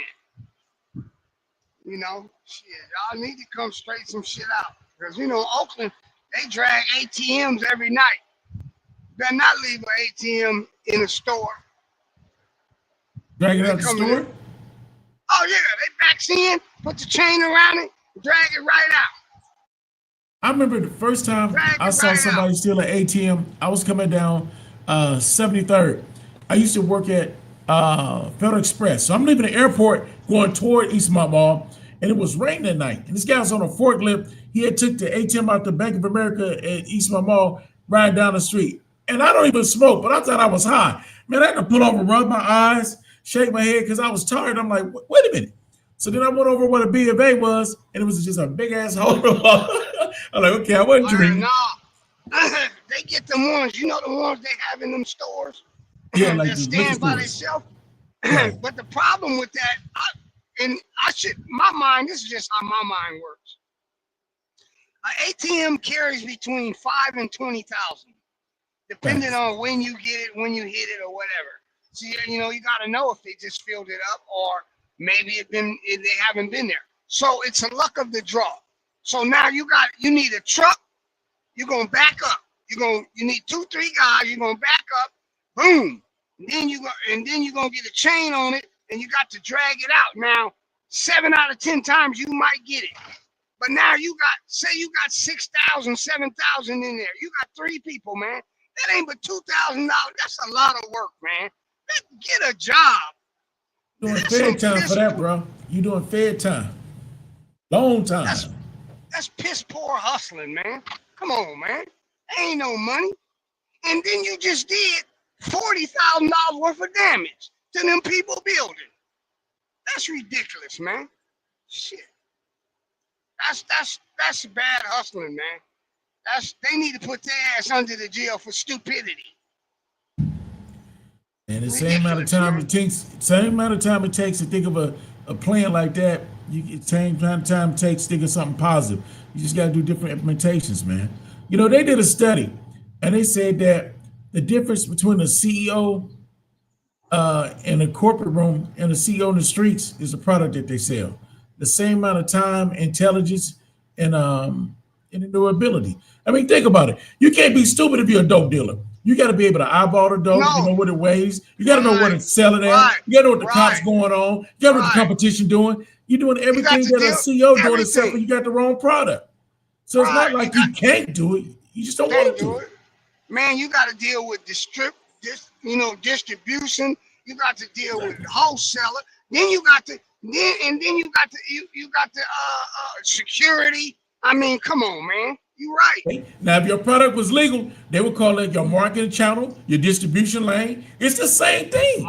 It's just a different product. The product is illegal and legal. So intelligent people can do it. It ain't like they idiots. They're smart. They just choose a different path. We need to start thinking. Right. Yeah, they don't. Nobody presents it to them in that way. You know, you got the guy in the liquor store. You know, a liquor store is poison just as well as dope, but it's legal. You know, and they got it. You know that. Yeah, and drugs used to work. When I used to work at the juvenile hall, man, I used to sit down and tell the kids inside. You know, I used to ask them a question. I said, "What's the difference between me and you?"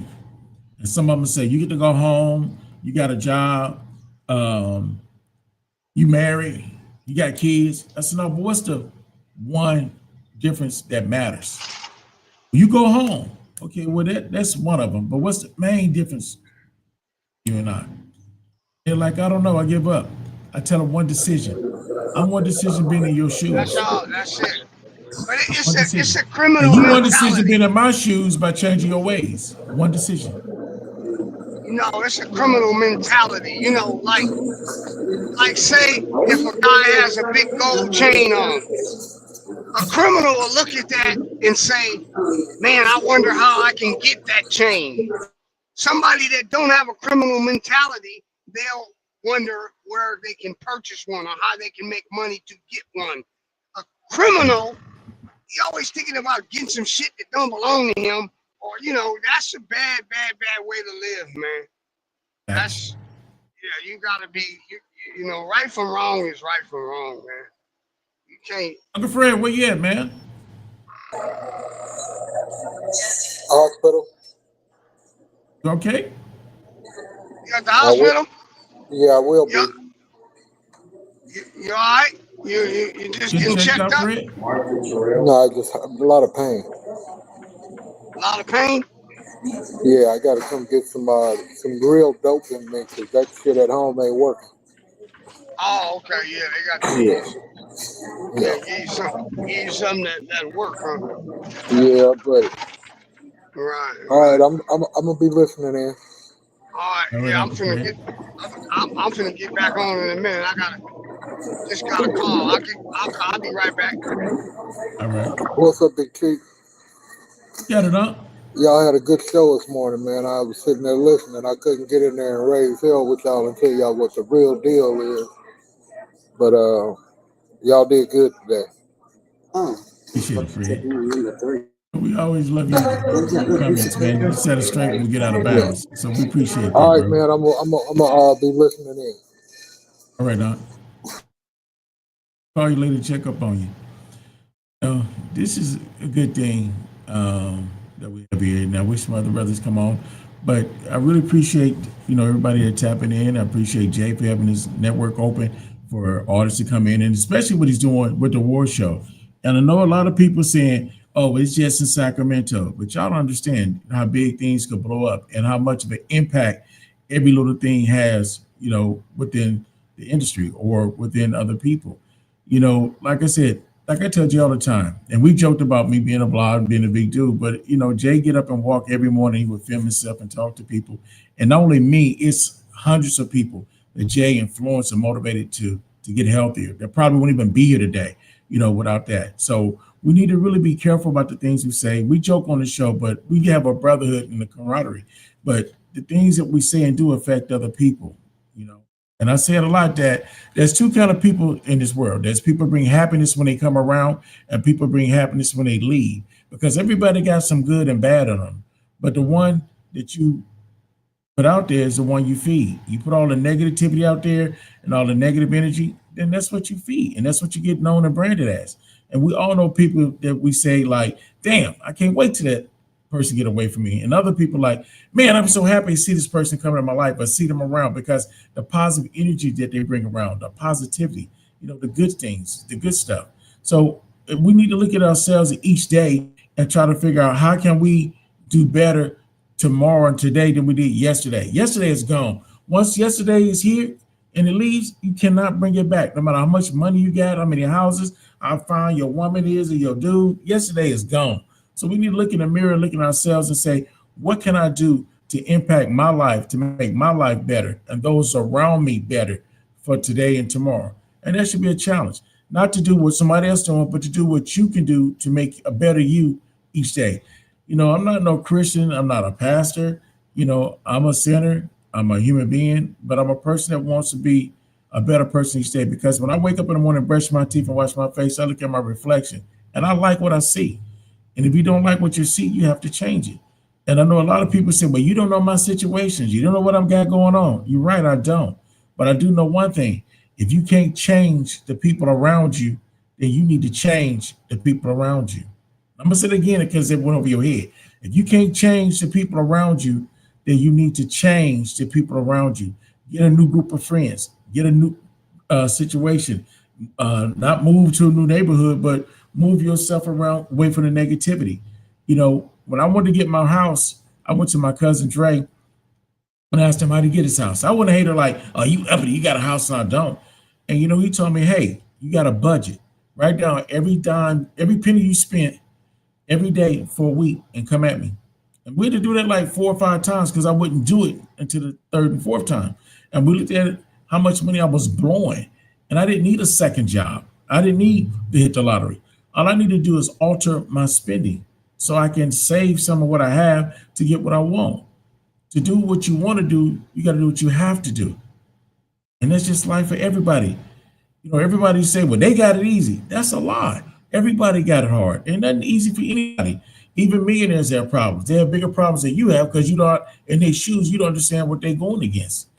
But if you look at a duck and see it swimming across the lake or a pond, and you say, that duck just glide. He's just doing it easy. But if you take a second and stick your head under that water, the feet in the battle, it's a whole different story. So if you look under the water and see what the feet going through, and then you stick your head up top and see what the body is doing, it's 2 different lenses. It's 2 different perceptions. It's the same animal, same motion, but 2 different perspectives. Some people are good at what they do and they make it seem effortless. And that's because they put extraordinary effort. Extraordinary effort.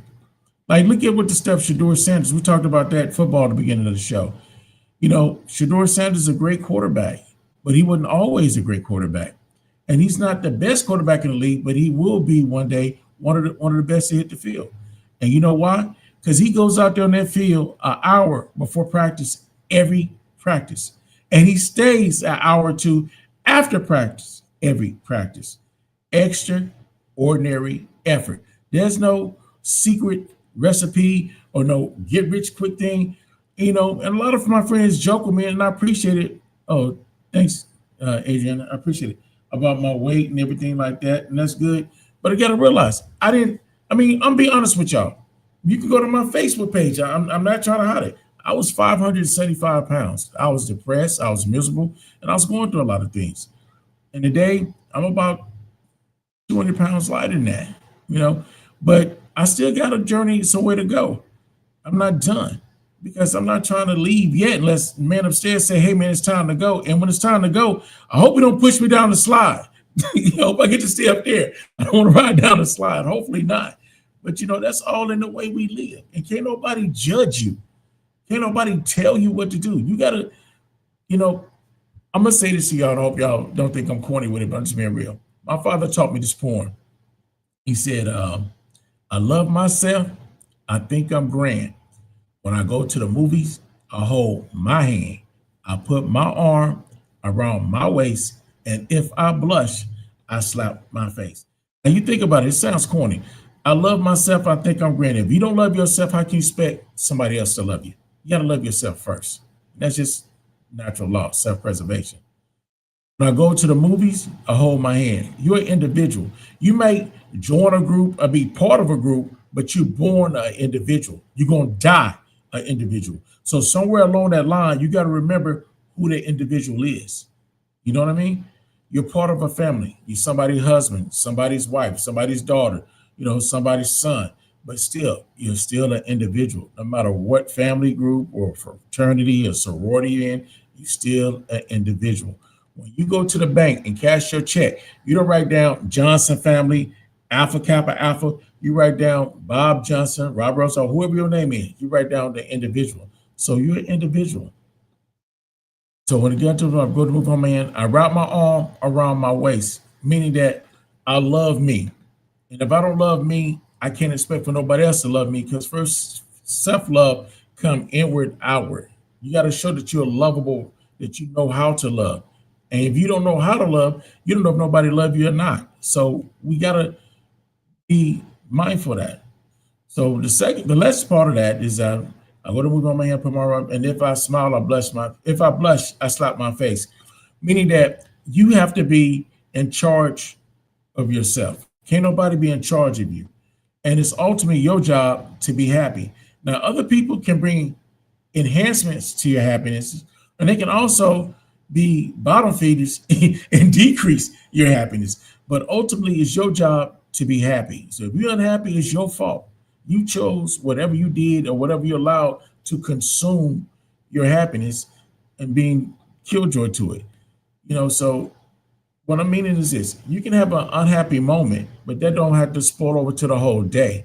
That's a minute, half an hour, or whatever, and then the rest of the day continues. That doesn't have to linger over the whole day, the whole week, or the whole month, or the whole year. That's for a moment. That's one moment in time. Move on. So when it says, if I blush, I slap my face, meaning that you're ambassador of your quorum. You're the ambassador of checking yourself, or knowing how to act, and knowing what you need to do and how to conduct yourself. So nobody need to check you, because you got yourself in check. And if you listen to that corny poem, but think about it, it's very positive. And it'll keep you aligned, keep you out a lot of jump, a lot of trouble, and make you a whole lot happier. So hopefully somebody like that or pay attention to it or works for them. But it works for me. A lot of time I sit by myself and I think about it. And it's good to do stuff with yourself. I go to the movies by myself, for real. I don't cheat on myself on the ticket. I don't eat all the snacks for myself. I don't argue with myself or worry about going to where extra I want to go. It's good to do stuff with yourself to stay in sync with you and have your inner peace. And then when you're able to go around and fellowship with other people, you can appreciate their company. Hopefully they can appreciate yours. It's all self-reflection and interactions. We need that within ourselves. I think a lot of people call it emotional intelligence or something, but we need that in our lives. Let's see, who's on there commenting? Jay Taylor, right on, bro. Appreciate it. Also, Fred, Jay Taylor said, praises up to you, bro. Said, feel better, Fred. Janita Johnson said, another great show. Well, thank you for tapping in. Please tap in every day, Monday through Friday. J King Network. We all here for you. And thank you, J King, for putting the network out there for us to be here. And I also want to thank Uncle Fred for making me intern, so Jake went in and put me on. He's still trying to hustle my $200, $50 fee. One of these days I'm about to pay up, but Uncle Fred give me an extended pass to pay my fee. Terry Harris is saying, Jay, please call me after the morning show. So Jay, if you listen, call Terry Harris. They want you to give him a holler. 6 Hours says, we on deck. Great So, job. okay, 6 Hours. Huh? I said, great job to you. Oh, appreciate it. Thank you. I got good training, good people working with us. Well, Dave is gone, but Terry has also said, Dave and Mark, so glad to have you here. And Laverne Experience. Let me say this to you guys. A lot of time, thank you, Daphne. A lot of time people say, I got forever to do things, but we're not guaranteed to be here tomorrow. So if you want to go to the Laverne Experience, if you have wonderful memories from that music, go. Ain't nothing stop you but a ticket. Go. Go enjoy the show, the music, the memories, and the great time. Just go. Don't let nobody stop you. Don't let one monkey ruin your show, just go. If that's what you want to do, if you think it'll feel good or something that you enjoy, embrace that. Because guess what? We don't know when the Laverne Experience coming back to the Bay Area. Laverne Experience been touring, I believe, for like the last year and a half. This is the first time they came to the Bay Area. I take it back. This is the second time they came back. They came for the Juneteenth festival up in San Francisco that Jake Keenan also performed in. But this is the first time being booked outside of a festival at a venue, and we don't know the next time they're coming or if they're coming back. So why they here? And you can only drive to the Bay to see them versus going out of state to see them. So if you really love the music, the movement, hey, go check them out. Ain't nothing wrong with it. It's just a ticket.